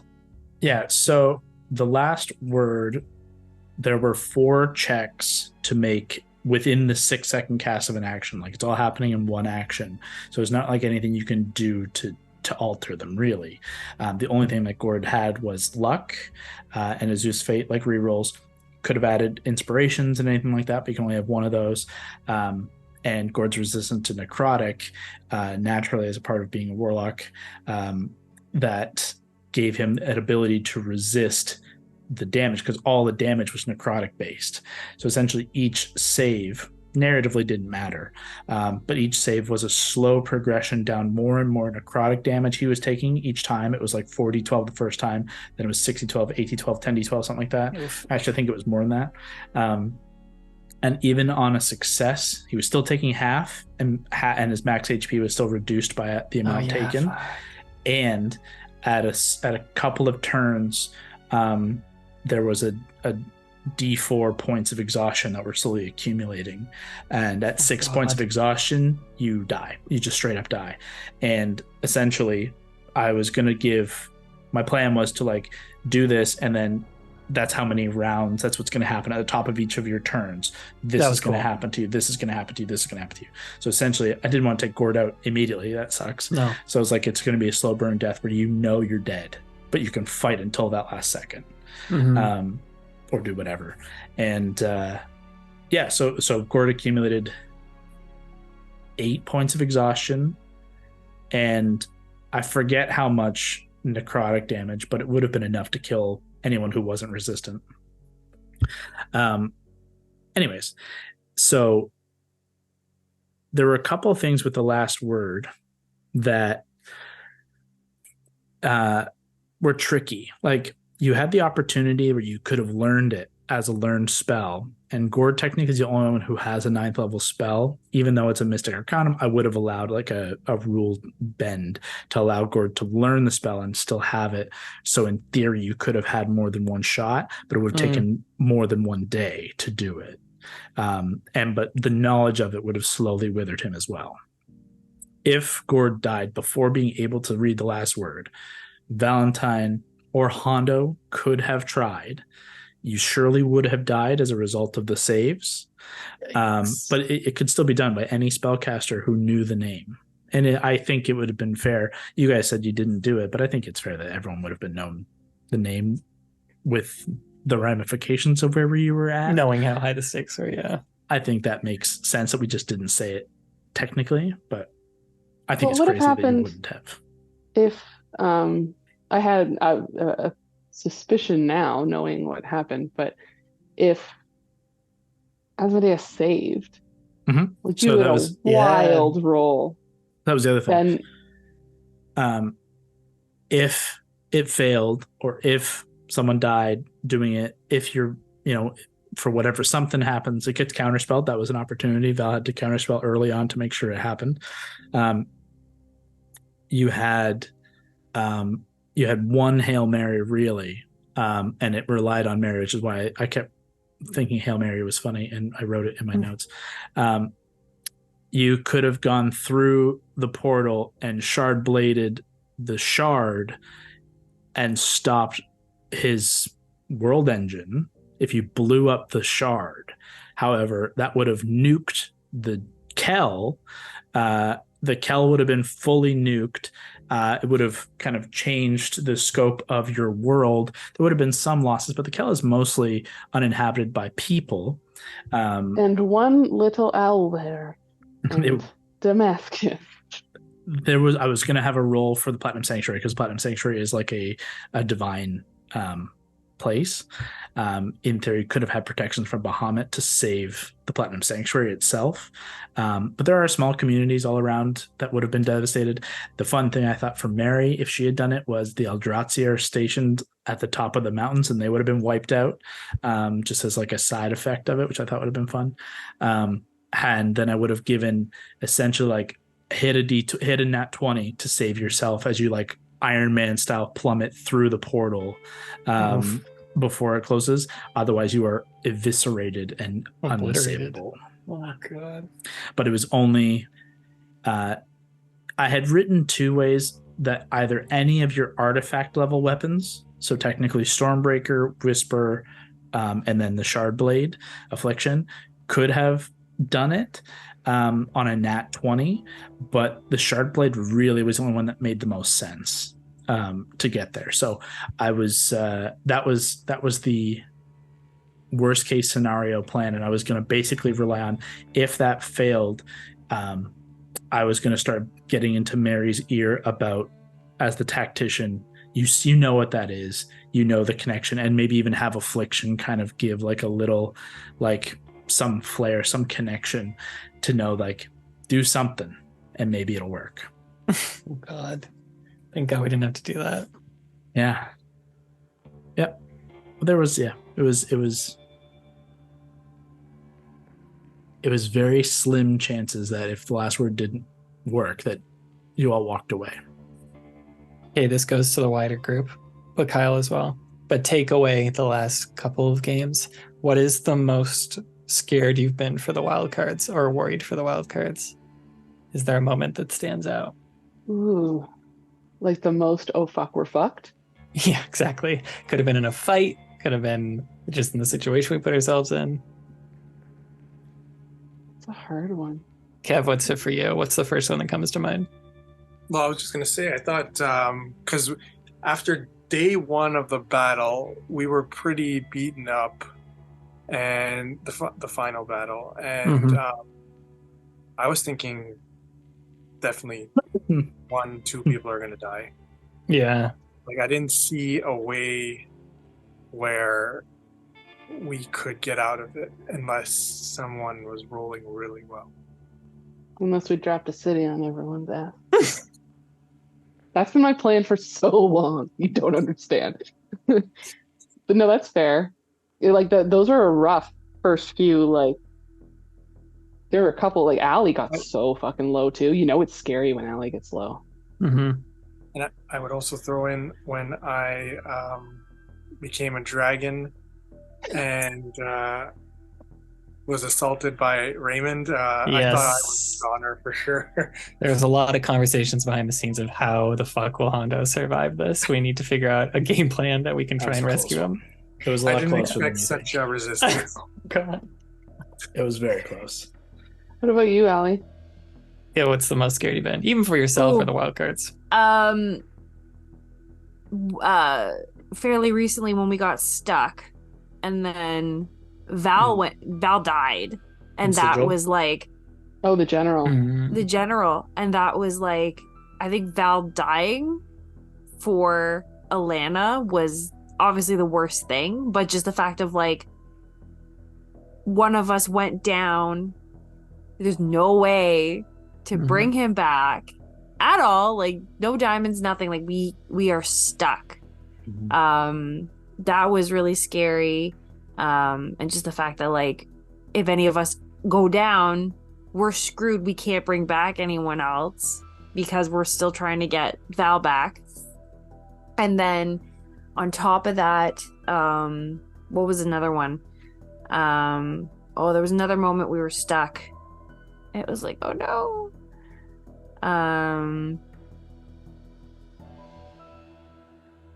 Yeah. While you think of Definitely it, I'll say Yeah. one of the most impactful moments of the campaign in recent memory was, for as much shit as I give Hondo was the one who asked the Lady of Pain to bring Val back. Pretty sure it's Hondo.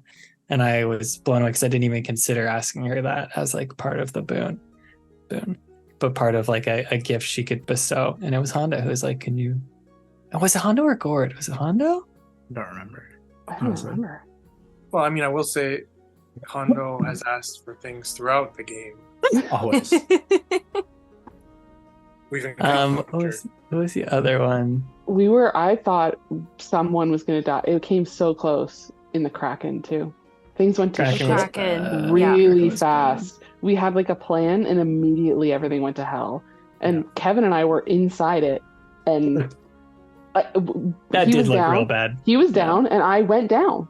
And then if it wasn't for literally the way the fucking armor works True. and way that leveled up,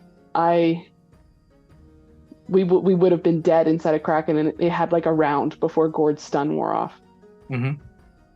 I was actually pretty confident about the Kraken. I don't know. Yeah, too confident. Kraken fight was probably the scariest. The Abyss was like unsettling the entire time, and like just a lot of tension and terror. But the Abyss was frightening. Like the way that was like RP'd was so good, or not RP. The way Kyle you DM'd it was so good. It was just great. The fight with Carval at the end of the Abyss was one where I was like, I think I might have gone too hard on this one. It's another game where we forgot we had a carpet we could fly on. Yes. There was a bunch of bad missteps in that one, and through no fault of Brock's, Brock couldn't play, but we were already in, so Gord wasn't in the fights. You were down a man going into that fight. Because you didn't want him to be there and get killed and not be there. I was like, sorry.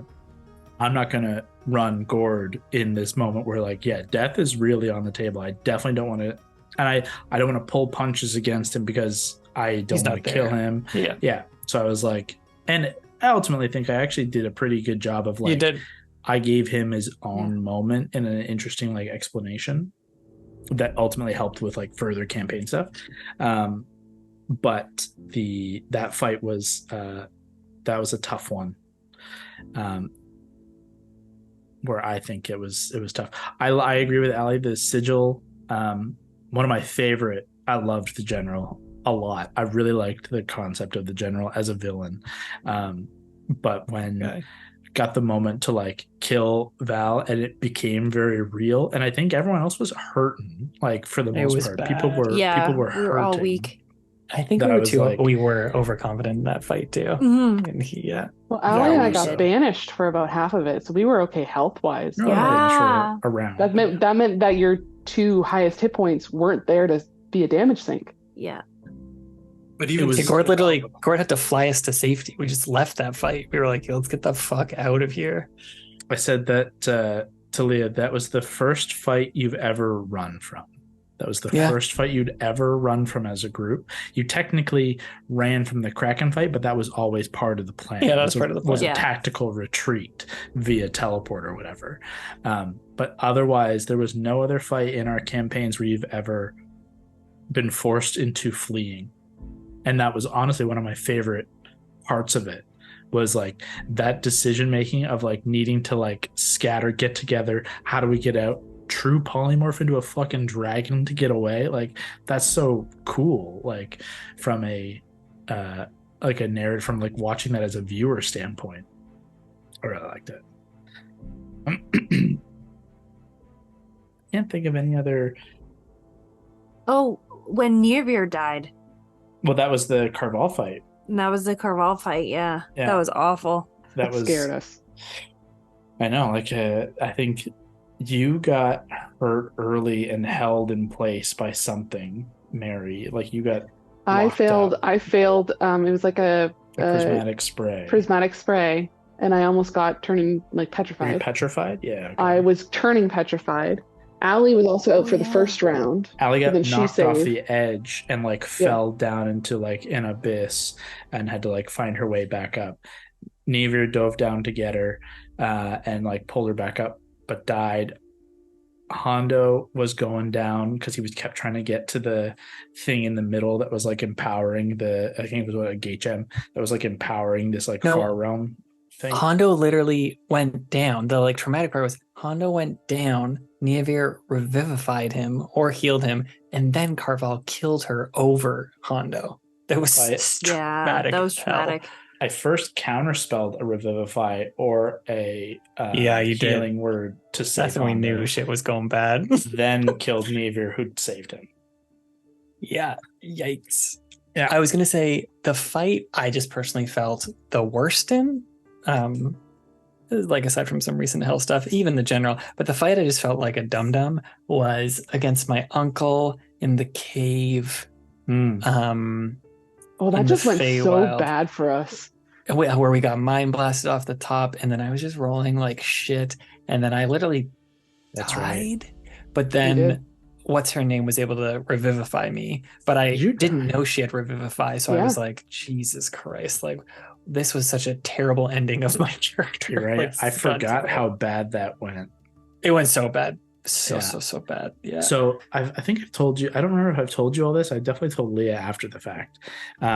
There was a passage that you could get up and around and kind of like have a better, I think you did tell us this, aerial view that you could like have more of like a sneak enter in rather than just like walking right down the barrel. It was going to be a hard encounter no matter what, but you didn't make it easy on yourselves. That was a couple of tactical errors. Mind flares just killing us. Yeah, it sucked. Love a good mind flare. Brock just mentioned when Gerard died, which is super early game, but that was the fight. That was the before Allie joined us. The game before Allie joined us. It was. What fight was that? It was in the Summer Queen. Oh, sorry, the Midsummer's Gala. The Midsummer Gala in the introduction of that fight was really fucking close. Do you guys remember how way back? It almost went really, really bad for so long. Because we were at a low level. We were like level 6, 5. It was not. But Kyle did a dope fight where at the door, we were all told to check our weapons. And I managed to bluff Heartbreaker wasn't a weapon. But so everyone prepped their weapons. And then turns out the people prepping weapons were actually letting the people with weapons who are like assassins in. So then a fight kicks off in a huge gala. And that was a really cool way to start a fight because no one had weapons except Val, who's a glass cannon. And no armor for the most part. Yeah, that's right. Because we were all in our very like fancy gala wear. Yeah, that sucked. You know me, I love a good gala. I love a good fight in a gala. It was so fun. I love a moment like you know what is another one that I forgot that was almost really, really bad was the assassins in Haverfield. Oh yeah. Assassins. Early stream. Or game 4? Oh, early stream. Yes, early stream. Yeah, game 4. Getting you guys with the assassins at night, like that could have gone really quickly bad. We all rolled real bad. Whenever on our saves, it was just a whole lot of low. But I love starting a game like that where like you're scrambling to like get yourself like so you're not always at full strength when you start a fight. I love starting you off on your back foot. Not all the time, but every now and again. Any other questions for anyone? Did you ever ever try and avoid someone dying in the sense that like did you ever roll someone dying and you're like can't do it or not a good time to do it? I never altered a roll that would have led to a death, but I did make several points of decision making where I was like, I have to make the decision of do I double hit for the 2 failed deaths? Do I double down to crit? And it was always a difficult decision because that can suck for the player. Obviously, your character's dead. It happens a lot if someone goes down early. That super sucks. Like if it's towards the end of a fight, at least you've fought, you done some cool stuff, you get knocked. I have to keep in mind like what do the other players have? Like, do we have revivifies in the party? Do we have healing words up and ready? Do we have the spells to do those things so that you could get up in theory and play it out? And ultimately it came down, I can't think of anything specific other than the general making the call to kill Val is was a character decision that I made prior to any fights. Was general, it will kill you. Like, it was written in the character. He knows combat through and through. If someone's down near him, he's gonna finish them before they can get back up, especially if they're a spellcaster. So it was a call right from the beginning for him. I'm trying to think of others. Realistically, like, any of the harbingers should have, if given the opportunity, but it's also a tough call with like your action economy in a big fight like that. Even if someone's unconscious, like, do I spend even one of my attacks trying to take them out? Is it worth it versus trying to spread that damage to the rest of you fucks? Like, there's, more often than especially not. since you know that, like, if someone's unconscious, one of us has to use some of our action economy to get them back up. So no matter what you're wasting, you're still wasting some of our turns some way. The difference is always, though, the balancing act is like, healing word is such a powerful bonus action. Like, you can just so easily throw a healing word out, like, to anybody. Someone's down, healing word, no longer a problem. Like, it's such an easy solve that I do kind of have, like, way heavier on, like, at least building the tension to get one in, to get the 2 fails, and then maybe leave it to the dice to roll instead of, like, going for the full, like, 2 stab, like, 4 failed death saves. I can't think of any moment where I was, like, actively chose to, like, walk away from someone unconscious. I know I did, though, for sure. There were plenty of moments where I was like, had to make those calls, and it's always a challenge to decide what to do in those moments. I think Egoth was another one who I was like, especially early on, given the moment, he'll fucking shank you on the ground just to ensure it. Always kind of went with, like, the more brutal characters, or how prideful they were.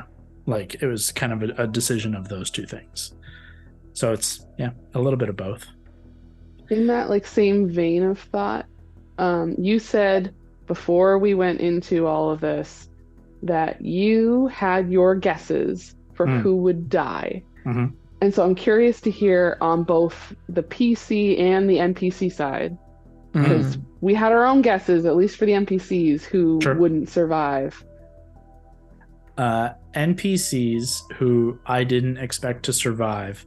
Definitely thought Malcolm was dead for sure. That was on my list too.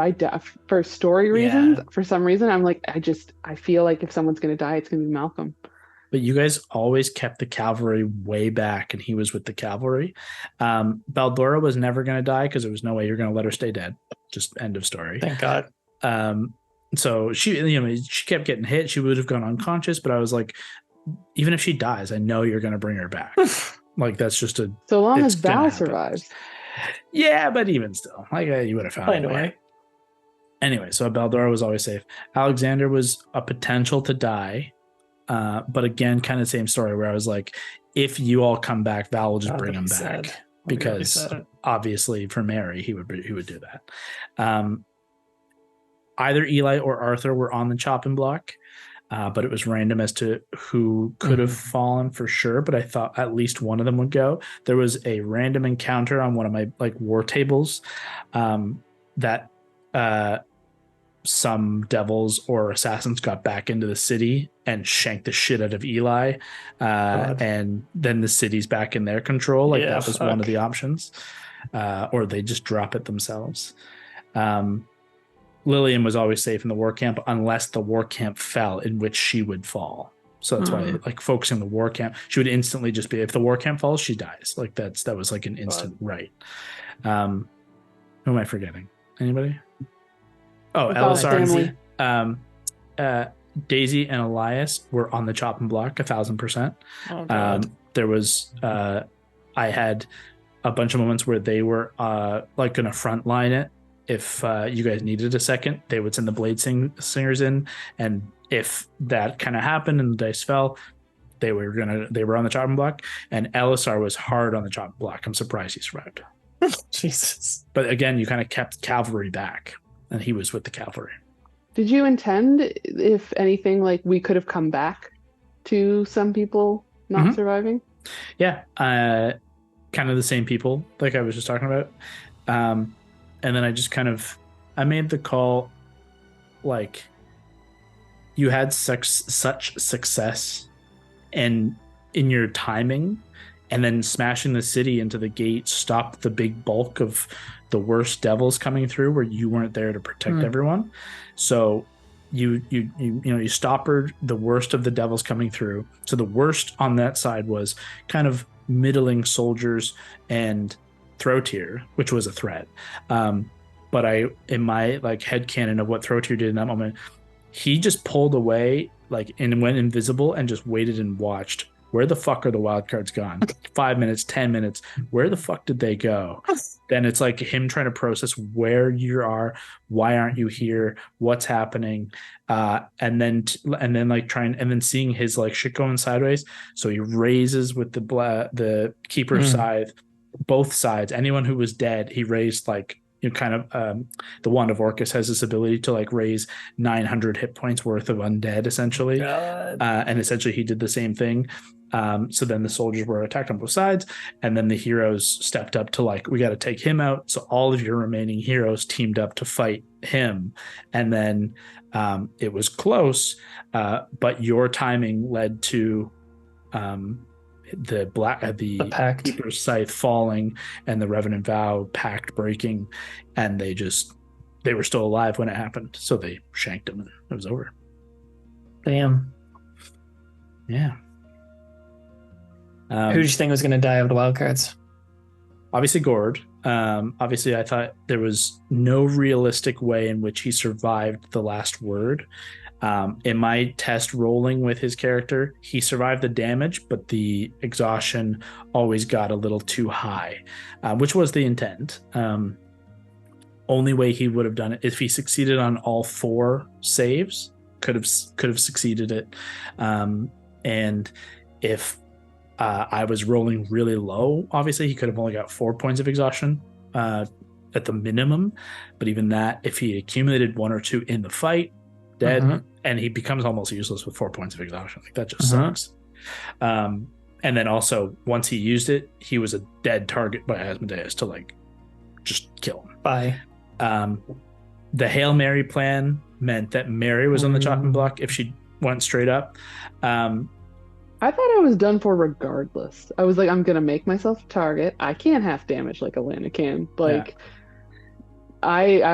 you were gonna go for didn't it. expect to come out of that fight. What I'll be honest, the only person who I thought would survive, kind of no questions, is Alana, unless I got a hold monster or incapacitated you or stunned you to drop your rage and then hit hard and like went full damage in. Like I would have had to fully focus on Allie to try and bring her down, and it was ultimately better just to try and just keep damage on all parties to keep everyone on their toes. If Hondo tried some crazy shit and like tried to get on top of him, fucking knows. He was going to throw you from the top of the tower. The tower? Jesus. And Valentine, you do have a lot more hit points now. But if you tried to get just too powerful, trying to do too many spells, like you became a target, spellcasters got to go.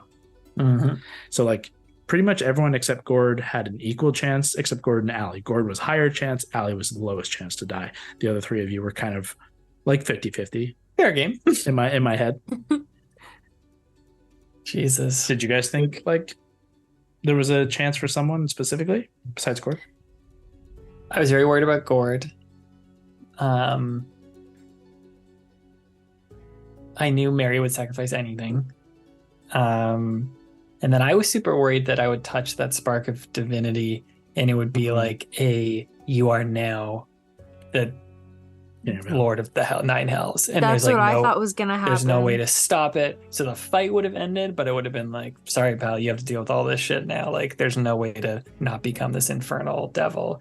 I told this to Lee and Kyle. I like messaged you guys privately and said, it was actually like Lee in the chat said something like, I don't know, you just encouraged me. And I was thinking very much from a Scott perspective of, I don't want this to happen to Valentine. That would be so sad.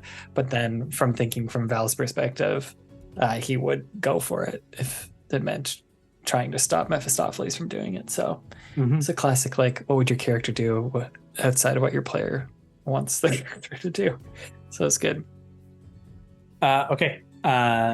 Any last big ones? I've got one little tidbit I want to share just because I just thought it was interesting throughout the whole campaign. That was essentially my thing is like, what secrets? What did we fuck up? What did we miss? Like, you kept saying like, oh, you're so close to getting so many pieces put together. What the fuck were the pieces? What did we miss? What did we fuck up? Yeah, what did we not even get? The fact that you didn't poke at any of the gate gems, or when you did, you failed so miserably. We failed so bad. Yeah. Like no one rolled higher than 5 on the dice every time we tried. The gate gems, and like there were so many clues kept pointing back to the last word, the gate gems, and like what it was and what it could be done, what could be done with it. That essentially what I was trying to set you up to figure out Asmodeus's plan. And then like reverse engineer how you could stop it. I didn't have it written what you were going to do, but I had a theory of like, to kind of get one up on Mephistopheles, I had a whole encounter built where you guys, rather than going into the hells or before going into the hells, or somewhere in the timeline, going to the Kell, engaging with the Kell side of things through the portal or whatever, and fighting on the Kell side, Mephistopheles, Raymond, cultists, and like as the like spears, the Chains Dominion were coming in, like trying to stop Asmodeus from afar, and like worst case scenario, blow up the shard and stop his whole shit. He's still a god, like, and you would still potentially have to go in and try and last word to like stop that, but you would have had a better shot at fucking over Mephistopheles and Asmodeus and stopping the Kell. It could have given you an opportunity to like get ahead of them if you figured out the connection of last word, or not of last word, but of like what the gate gems meant and how they could be used by Asmodeus. But yeah, for like a whole campaign, you just missed it. You missed the shot every time. Fucked up so bad. Honestly, we tried so many fucking times, and it's just every time the dice is not in our favor. And then honestly, there were just so many times we were so focused on what was in front of us that we didn't dig further. Yeah.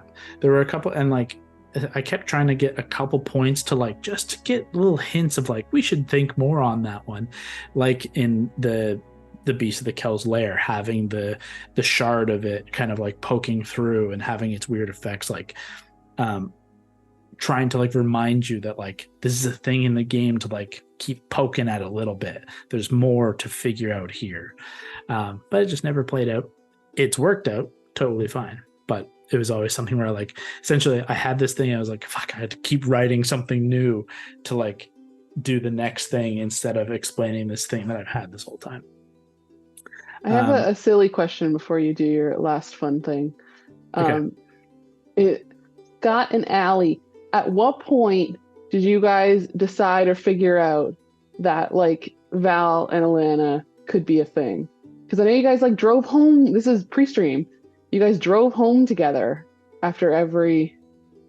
Was it like a discussed thing? Was it just like because there was a point where I know when I noticed as a player, and it wasn't pre-stream. It wasn't until we were playing on the computer. But to my knowledge, we never discussed it ever in one of those car rides. No, like it happened. Like it just happened naturally in game. Like something, I forget what happened, but like there was a moment, and then I know when Val said it. Yeah, and then somebody said like ooh or something, or like it was just something was under. Yeah, it was like a weird moment of like it was sorry to interrupt you. It was like episode 5, we fight Null again. We go to that like Haverfeld province that was like no one's there. It's just like all dead things. And then in that fight, Val goes down, and then you were trying to figure out what to do with your turn, and I was trying to say like, don't risk your life for Valentine. Like he wouldn't want you to do that. And then you were like, well, fuck it. That's what Brawley would do though. She would risk her life for you. And then you did it. And then in the chat, I put something like Valentine's crush on Brawley only grows bigger. You said something like Valentine that. Falls a little further or something like that. Something and like it was, that. I remember there was something little in the game before that, like in just before that fight or when that happened, there was like a little moment and I was like, wait a second, someone's there. Wait a second. And then then that happened and I'm like, yep, Yep. Okay. Cool. We get it. And then we chatted about it in the Platinum Sanctuary afterward. And I was like, thanks for saving me. Like when it was happening, I was hoping you wouldn't risk your life. And you were like, I'll always save you or something. And then it was just so much fun to play with the awkwardness of it. Yeah. It was so cute. Yeah. It was cute. It just worked. Yeah. Yeah. I liked how it just very naturally kind of developed. Like it wasn't forced. It didn't feel like you were really trying to shoehorn a romance in. It didn't feel like, it didn't feel like any of that. Like it felt very natural and Felt very organic. this was very fun. Yeah. Very organic, very fun, very cute. We had a funny thing about that Allie and her husband thought of for Val and Brawley's future, but we'll share it when we get to what do we do with our future. But yeah, it's just so funny. That was so wholesome. Amanda loved it. Yeah, it was great. Yeah. I'm trying to think if there's any other like lore tidbits that I really wanted to say. We will be asking you about things for like years to come. Yeah, for sure. There's one little element that only matters to you guys. I don't think he was ever on stream. It was all pre-stream, and then I was like, I have too many enemies. I gotta take this guy off the board. Moloch, you guys remember the devil Moloch, who was always kind of around? He was a stooge of the Revenant Vow for a long time. Until the Harbingers kind of became, who you were fighting all the time was the Harbingers. So he was the one who like kidnapped peeps and brought them to in the abyss. He was the one who you were dealing with, but he's also the one who was fighting you and sent you to hell. In the Kell, he's the one who like used the plane shift to send you to hell. So Moloch, I needed a villain. I needed something devilish. I needed something to like be the guy until the Harbingers were up to fight you, and until you guys were high enough level to take them on, and until they got their artifacts. So I was like, Raymond's on the track to being there, and he's the one who you're closest with. Throw-Tear's still this kind of like amorphous super villain over here. Egoth, we just did a whole thing with Egoth, so it's like I'm not going to do something with him again. So I was fleshing out Raymond's backstory, and that's when I wrote the whole his fallen wife Sonya was his wife, and that he made a pact with Mephistopheles to like gain power when he was young and like an ambitious wizard, but was struggling, so he sought a faster avenue, and in that he bestowed his firstborn child to Mephistopheles, and when Sonya and him had a child and he was taken, Sonya killed herself over the grief, and Raymond became the piece of shit that he is. Moloch is Raymond's child, taken and raised as a devil, as an outcast devil, in the devilish courts, and was raised to become this like torture device against Raymond to turn him my God to this life. Jesus Christ. If you look up the name Moloch, it is a deity of sacrifice or loss of a child or something like that. Oh my God. That's so cool. It never had reason to come out. But I love that you just had that. I love that you had that. Yeah. It's funny too, because like I remember when we found out about it, and I remember thinking, gee, I wonder if something ever came of it, but then where that guy is at. Yeah. Insane. So it's crazy. What is like loosely interesting about that too is you do have his true name. His true name is Leoman Boralis. Like, you've learned his kid's name. That's the child's name. So you technically had the true name of a devil without knowing it. Like, you would have had to do so much to like figure that out. I didn't have a way for you to figure it out, or for the pieces to line up. But did Raymond know? He did, because that was part of the pact he made with the vow, was to free Moloch from his fiendish binds, and they would have just killed him, but Raymond had hoped that they would let him become a man again, reborn or something. Jesus Christ. Yeah, that's how they. How many other NPC? There's got to be a billion NPC tragic backstories floating out there. Yeah, there's a handful, but that was probably the most tragic. the Raymond Moloch Sonya connection. Anyways, that was my little tidbit that It was great. It didn't matter for anything, but I just wanted everyone to know it. So, getting back to the present and the ensuing future of the Wildcards. Following the end of the month after Hell, you accomplish the various tasks you have, the mini adventures, and the era of revels begins to wane. And people begin to return home, and rebuilding begins. This whole world council is being formulated, and new cities are being founded and developed and built. And there's an industrious time for Vesaria. But for the time, there is little in the way of grand adventures to be had, at least in the scale of world-saving events. Not that they won't be in the future, but what do you do? Where do you go? What's the future for each of your characters? It could be as short as the next year, the first couple of the sparks of ideas of things you want to do and see, and leave the rest kind of to imagination and potential revisits. Or you could, if you know where you want your character's story to end, I leave your futures to you. Where do you go? I guess if we can get 2 for 1 if we go Val and Allie. If you want to go first. We discussed earlier today, we obviously want to stay together, that they would stay together. Probably why don't you say what you and your husband had chatted about and we loved so much for like what their possible future could be like. So we were thinking for them, eventually they have a child,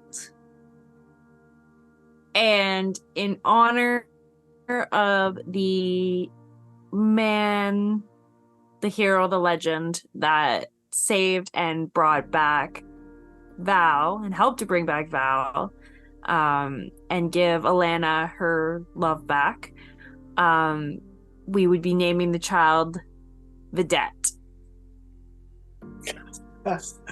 So we'd have a little girl named Vedette. Yeah. He's so cute. That's really cute. That's so like cute. that. I know. A little half elf, half dwarf. Yeah. Half hag, half elf, half dwarf. Royal future princess. Just totally fucked future. But yeah. Super cute. A handful too. So rambunctious handful. You just know that Valdor is like the most hands-on aunt of all time. Like, we're learning everything. I'm teaching you all the bad things. Let's go.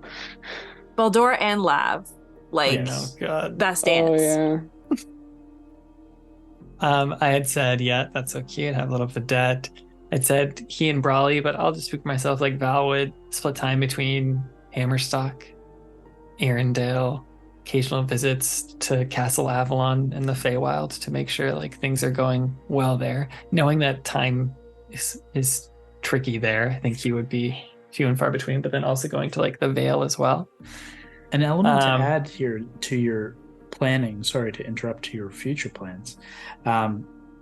Part of your pact with Titania, and part of the deal to bend time to allow you to leave the Fae in the time you wanted as a Lord of Light of her court was essentially an expectation or demand that you do have to spend essentially a good portion of your time either in Castle Avalon in her court, or at least for this first while rejuvenating the Vale and protecting Galifar.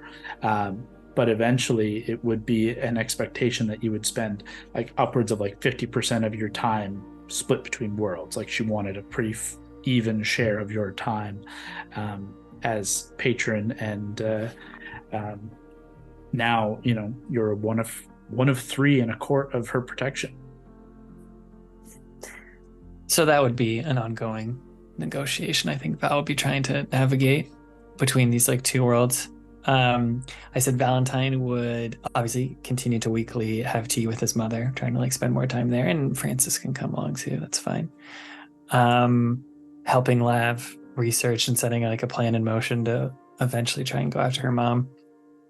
I said Val would commission a statue built to Neavir in the temple to Pelor and Arendelle, and then as well commission another one built inside the College of Whitethorn for Arthur. And Val would invite all of the Wildcards wherever they go to celebrate the Moonweaver Festival, where at least our stream adventures like all began back in Hammerstock. And I wrote, it would feel very surreal, and he would be watching the skies for rain for most of the day.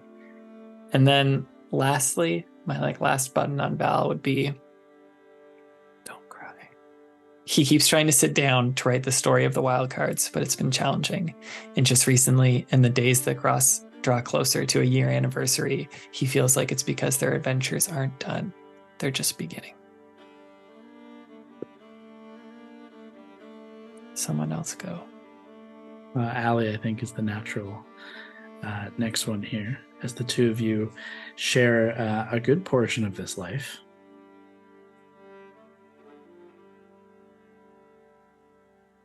Oh, sorry, you cut out. What did you say?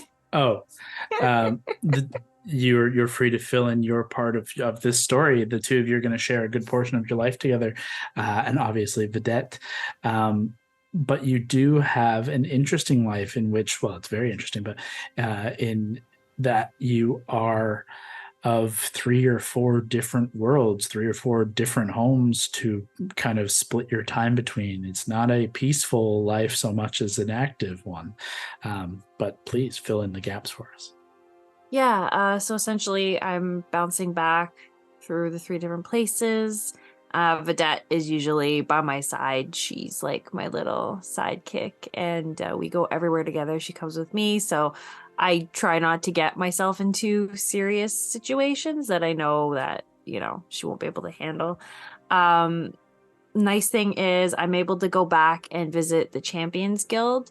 While I'm there as well, we finally get a burial plot for Gaz, because that was something that was never ever really established. Cal, obviously, like, Cal. Yeah. Do you ever try to find him? Like, do you ever go? Because he ran away. He ran away, and then the city fell on him. And the city fell on him, but also the pact would have ended, wiped him out. Yeah. So for people that didn't know, you know, Brawley was still loyal to the fact that they grew up together. So when people were like, "Oh, whatever became of Cal," she just says like, "Oh, well, he died. You know, like he's gone," but she never talks about what he actually got up to, kind of thing, and betrayed them and stuff. Then there's Keith, sweet boy. He's doing wonderfully. He also comes with me, and like, I think he's more in love with Vedette than he ever was with me. So he's also by our side and doing well, and lives on happily ever after, never dies because he's a goat, but that's okay. He lives forever. He lives forever. Celestial now. He's celestial. He's good. Yeah, and just she's just content to live out her days. Same thing, no end. She's free to come back anytime her friends need her, anytime her sister needs her. She's always gonna be there for them. And yeah. So a question for the two of you then.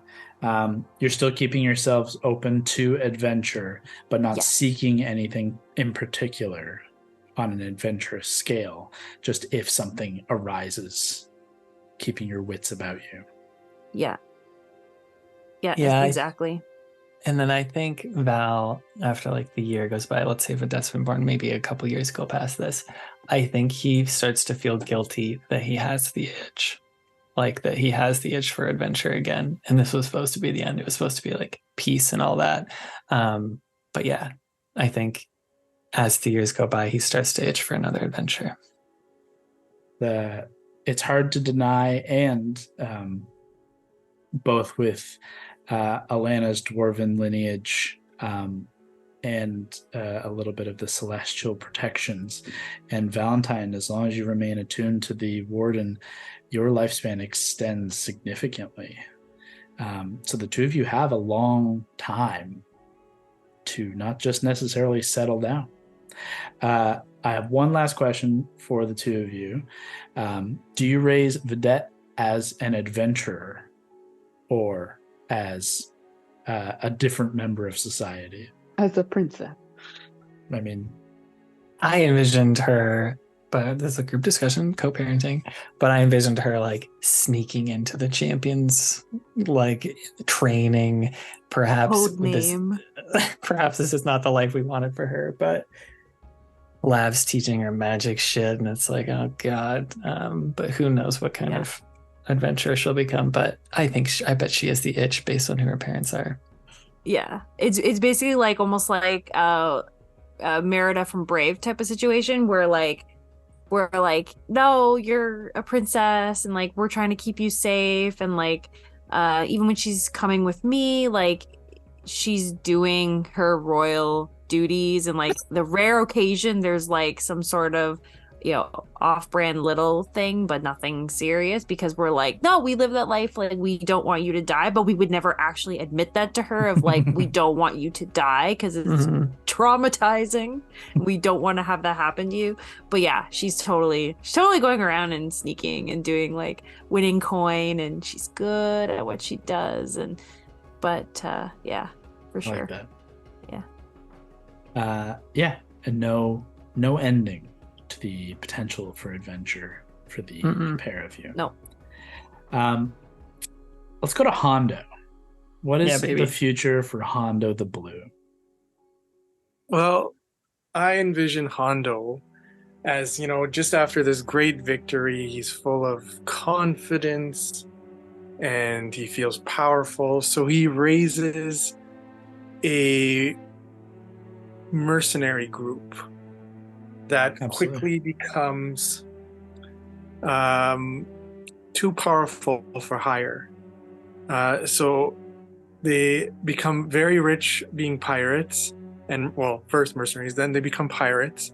Sure. Hondo starts a pirate republic. I'm thinking Hondancia. Sure. Hondancia. And Hondo's, this republic's going to be very rich from all the loot that it takes. And I imagine conflict erupting with the World Council, possibly significantly. For sure a lot of weird wildcard dinners where you're on two different sides of this particular issue. There's a lot of wildcards going to like bitch him out. Showing up in Hondancia and being like, Hondo, give me that back, you fuck. Dude, you gotta stop fucking raiding our cities, man. What the fuck are you doing? Just ask us and we'll give you the fucking shit. Hondo flashing his bag to like board ships just to steal from them. Here's your regular shipment of 1,000 bottles of wine and rum.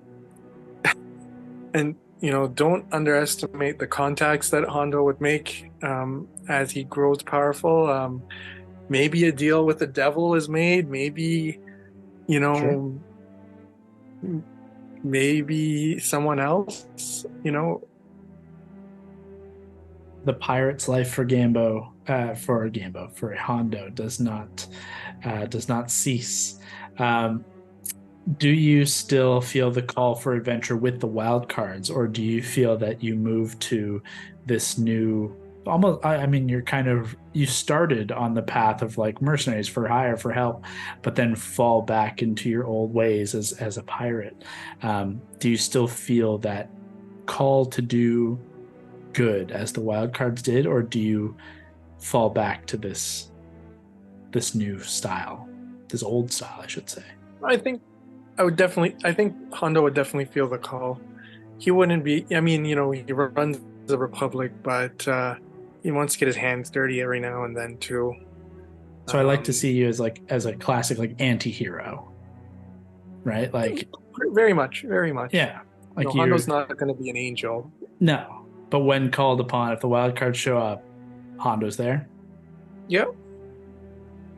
Do you ever try to find Gambino? Do you? I think I would have dealings with Gambino. I think you absolutely do. Whether it's direct or through intermediaries, I don't know. But Gambino would also probably be a link to like the underworld. That would be useful. So I think it would be a mutually beneficial partnership. I think what you come to find is Gambino. Gambino's station has improved significantly given his patron and Syrah's patron are now king of hell and not second in command. And they get a little rise in power and coin as well as a result of that. So I think what you find is Gambino grows a little jealous of the rapid republic that you have built in the coin and ultimately begins to find his own republic, and you become a bit of a competing for the seas and competing for loot. These two pirate kings fighting for control of the seas. I could see that. I think we would have to come to a peace agreement if the World Council became involved. I think that is fair, but also I think both you and Gambino would publicly agree and then behind closed doors be secretly laughing your asses off at the concept while drinking and looting. Now, of course, in an alternate possibility, Hondo ended up with Val's mom. Sure, it's certainly possible. Don't think so. His new stepdad. Don't think so, Val. What about the Gray Lady? Yeah, what about the Gray Lady? No, I thought about the Gray Lady, but I think I bet you did. You gotta come to port sometime, man. Yeah. I think it was a combination of like Hondo's on this power high, but he also recognizes like the Gray Lady is not someone you mess with necessarily. And so he's like, I'm gonna stay on top and like avoid this situation that could get deadly. Because she was absolutely like a basically high level pirate in her. She had heydays. long retired though, like her, especially after this, like she's out on these kinds of adventures. Maybe though you'd be able to get a couple of connections from her to like get things going and get things started, as you do find Hondancia. I like that a lot for Hondo's future. I'm trying to think if there's any other questions I want to ask, but I don't think so. I think that's just a nice future for Hondo. I think it fits. Perfect. Yeah. Hondo would, and whenever the wild cards would meet, Hondo would bring, lavish gifts for everyone. Oh, that's so kind. So kind. We would be like, where did this come from? Yeah. Hondo, I think I saw this like 2 months ago. I think you stole this from me. Mary, where does Mary go, and what is the future for Mary? She is very much happy to be home in Arendelle. Definitely like trying to keep involved in council shit, both small council for the city and whatever's out there further. Something that's in her will. I think she'd start to make moves on, probably using Alexander Travel or using like any of the money that she's ever given, is converting her like cottage, her little piece of shit cottage that's been, blown up a couple times, into a kind of like a satellite location for the Temple of the Dawn, because there is no current like healthcare in Lower Arendelle, and her dad was a physician, so kind of in that vein of things, trying to make like a free clinic in Lower Arendelle would mean a lot to her. So slowly picking away at that, working with locals, not just like bulldozing. So that's going to take a really fucking long time and more paperwork than she cares to ever think about. Sure. I think she would, after, a few months of cleanup, whatever is required, consider retiring, or at least off larger adventures, off any of the vigilante stuff, and focusing on either way she can make a difference. And I think that would last like a good month and a half before she is just like she needs to do immediately going to Alexander. I cannot take another fucking 4-hour meetings about budget. You need to give me any job. I don't care. A job, something. Get me the fuck out of here. I need to hit something hard. And is just immediately right back into it. Find some kind of balance in a way that's less, illegal vigilante, into what she can do to kind of protect Arendelle and beyond. I should have asked this of each member as well. Does Mary and does everyone else after Mary do engage and participate and champion the World Council at all? Very much so. Yeah. Hondo's there when it fits his schedule. It seems like he's pretty busy. In its inception would still be in Hondo's early mercenary commander Era. days, before the command became too much and the demands of the World Council became too much, and Hondancia became a thing. I would also say, like, if there was like an alien invasion or like a Feywild invasion, Sure. might join the World Council, but You're showing up. Otherwise, probably not in best terms. Puts his dirty boots on the table. Mary, I think Bring a wine. Alexander would, I think he would push you further and further towards World Council stuff in your desire for action. I think that's where he would direct that energy, is either as the head of this council, as a representative of Arendelle specifically, as an emissary and knight of the realm, and wild card. Like, you easily, it's not like you have to prove yourself. You easily have the backing to it, but leaves that to you. But I think that's the direction he would want to see you thrive, as much as he wants you to thrive in Arendelle.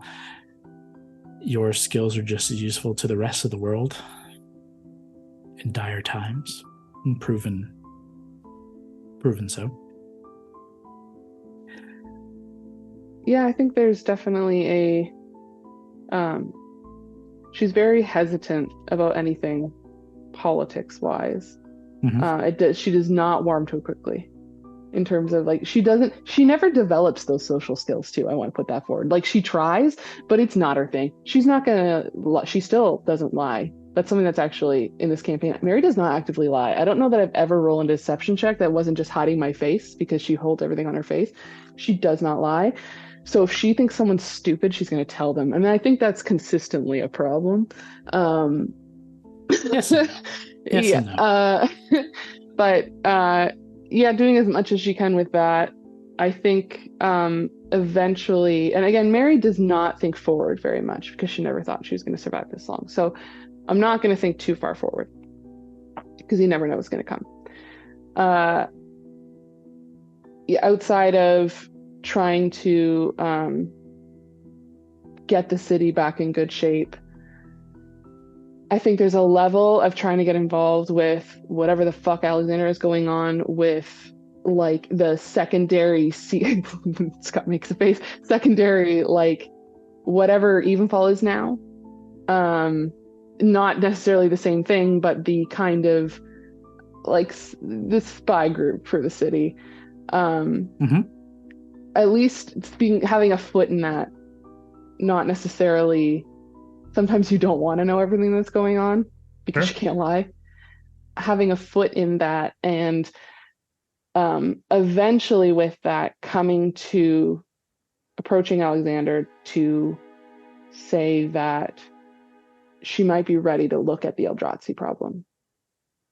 After a very long time of needing to try to forget about it, is ready to kind of face it. And not in a big sweep. It's a long, like, slow burn of not eliminating, not going in and bombing the place.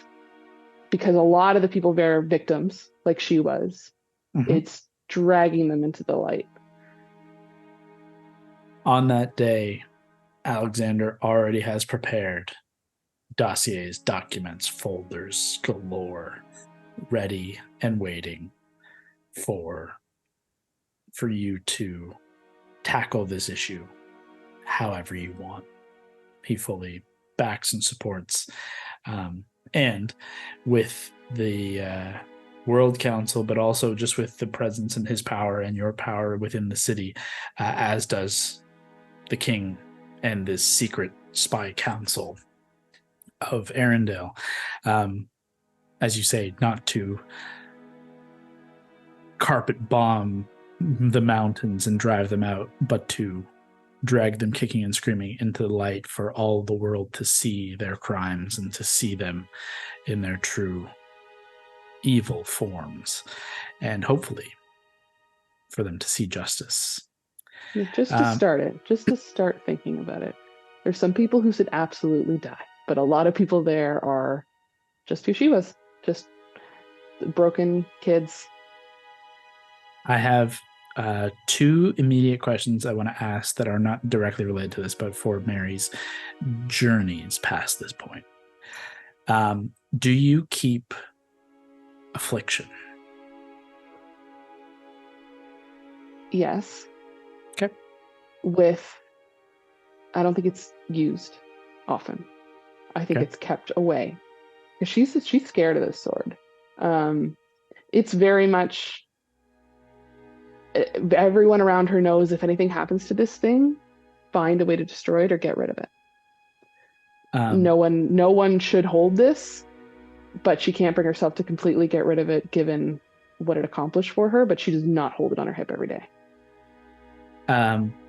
Over time, you do come to find that there is, when you've gone a long period without being near it, without having it on your hip, without holding it, without using it, there is a just draw ever so faintly to it that does not sit well, but you're able to overcome it, your willpower being strong. It's not a true cursed weapon to that extent. There's just a darkness that it is innately attached to, that you have been the benefactor of its strength in these dire times.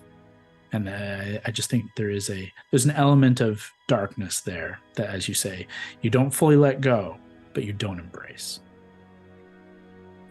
The last question I have for you is, does your, not worship is the wrong word, but your connection to the Platinum Dragon lead to anything in the city or beyond? Good question. I don't think there's a long time where she was hiding it. It was always literally like the mark on her hand was in wraps. I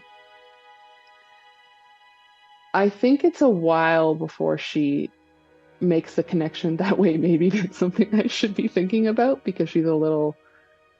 I think there, whenever possible, would be semi-regular or regular trips to the Platinum Sanctuary, at the very least. Perhaps sometimes she returns back to... She probably just one night stays over at Alexander's and then never leaves. So at some point she brings a very rambunctious teenage owlbear into that, not for the whole time, just for a visit, and it's probably a problem. But if possible, visiting that, she doesn't have the means to get herself there. So it would kind of rely on Val being home or whenever she can to at least try to get back there. And I don't know that she would do anything herself, but if there was ever a spark from anywhere else of anything popping up separately, or because I know no one really worships this anymore, then she might at the very least encourage it. I think that there's definite encouragement based primarily now off of the tale of the Wildcards and of you and your connection to the Platinum Dragon, blown out of proportion in certain stories and understated in others, that it becomes more commonplace than it was previously. Also, something that Alexander would suggest, given the frequent travels and how often it takes, within a year's time, a teleportation sigil within the tower connecting to the Platinum Sanctuary could be absolutely accomplished by the College of Whitethorn. So easily enough for them to augment one of the previous sigils or create a new one, that you could have a connection made if you wished to this place and make the Platinum Sanctuary available to more than just as secret as it has been. I think that would have to be something that's meditated on for a while and talked to with Damascus. And I think definitely not in a super obvious, it would have to be at least a semi-secret thing.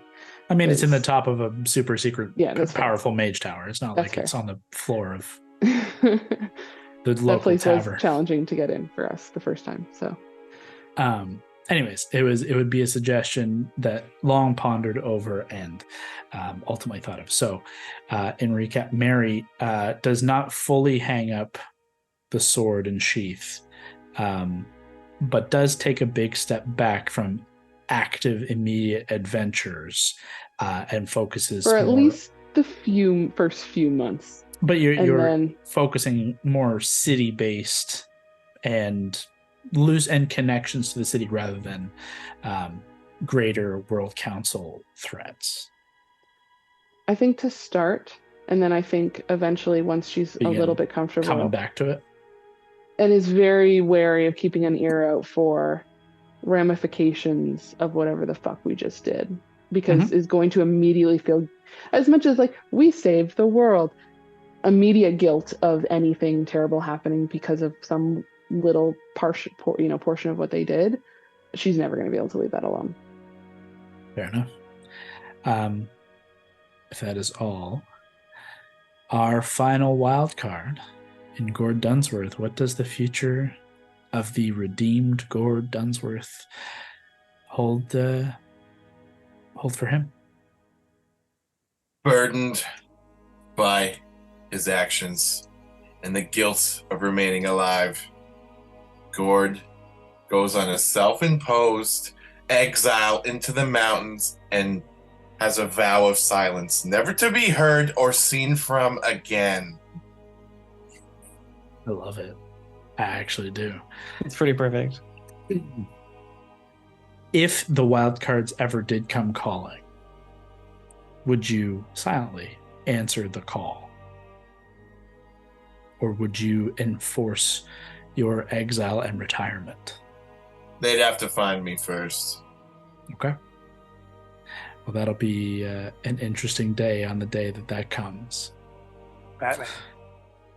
You, well, I'm not going to say which mountains you go to, but you do find home in the mountains. And with the emboldened with your magics are able to make a comfortable living, comfortable home, and almost kind of reverting to some of that early druidic life that Gord had long before his torturous days in the abyss and his connection with Orcus.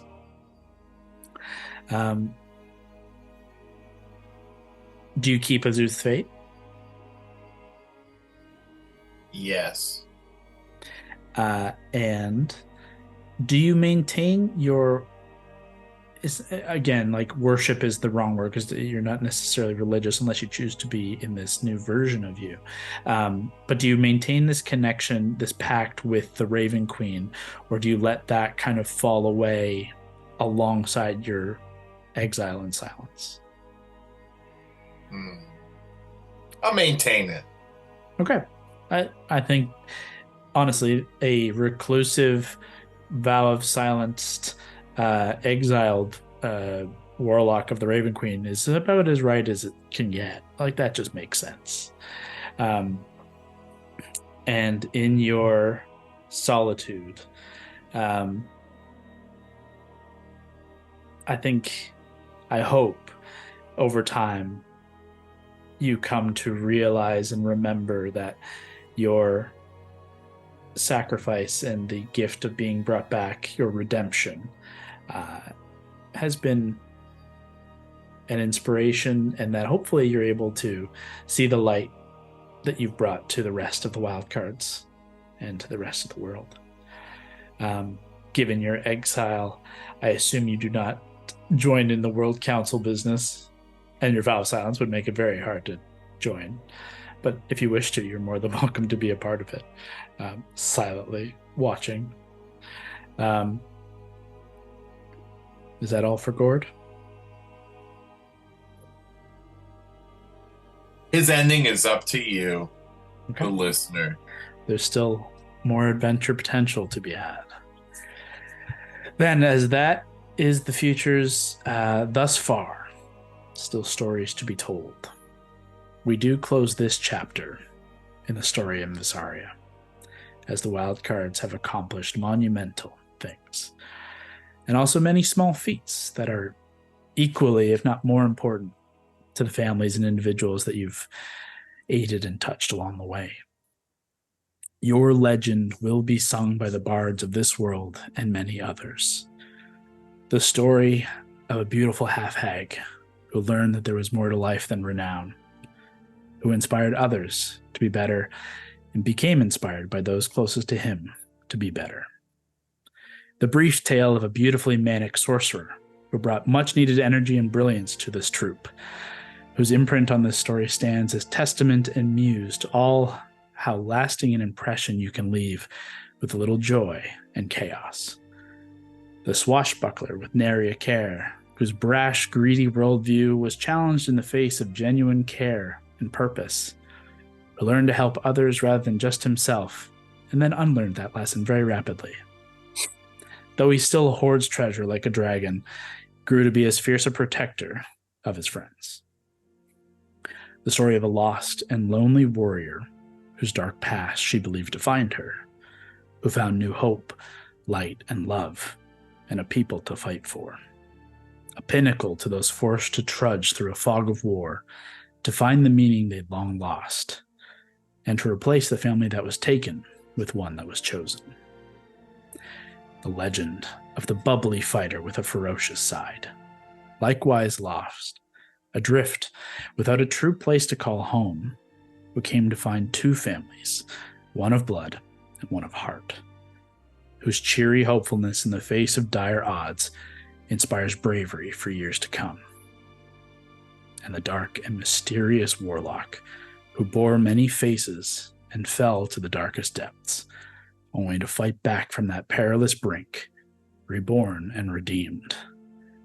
The fabled tale of redemption of Gord the White will inspire many in dark times, and they will use it to lean on to find the light again. These stories, your tales, many will recount, though few details may be right. Only the five of you know the truth of the cards that fate and destiny conspired to deal you. A hand you played with heart, with laughs and tears. A handful of wild cards. Thank you all for playing, for bringing these characters to life, for telling the story that none of us will ever forget. The end.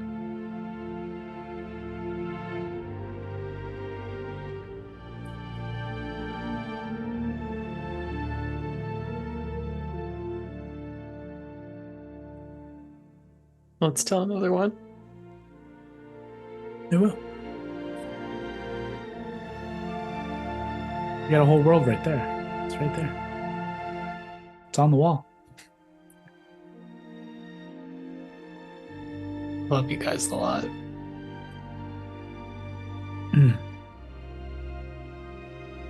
Lee, I know you're not unmuted because you're just sobbing right now. Oh, man. The best game. I do mean it. Thank you all for Thank playing. you. Thank you, Kyle. It's a tremendous amount of time that we've developed and devoted to this thing that I cherish so much. It's worth every second.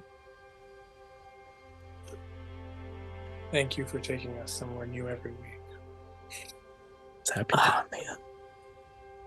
I thought the other day that Kyle and I helped a little bit. Kyle wrote a good chunk of the beginning of this on our honeymoon. Mhm. And now there's going to be another wedding. Yeah. In just We a few started with a weeks. wedding. We're closing with this wedding. Aww. But it's just starting a new story with this next wedding. We've hinted at it, but you should know, listener, if you're still listening, we are going to tell another campaign story. I hope Yes, that we sounds do nice have- to you. It's not over. It won't be in this world. I've created a new one because I've got better at DMing and world building. And this world was pretty thin at some points. But it was still lovely all the same. But if you've listened along this far or watched this far, we really love and appreciate you too. Oh, Never in our man. wildest dreams did we ever think anyone outside of the five of us sitting either Would around a watch. kitchen table or in our basement would ever care about this. This game spanned multiple homes, Yeah. multiple tables. And what Oh, man. perfect send-offs for each of you. Kyle, you wrote that was the most beautiful ending. It was so well written. Oh, that was Jesus. so good. Thank you for committing every moment of your waking brain To this game, to this Yeah. and game. these stories. I really love it. I really do.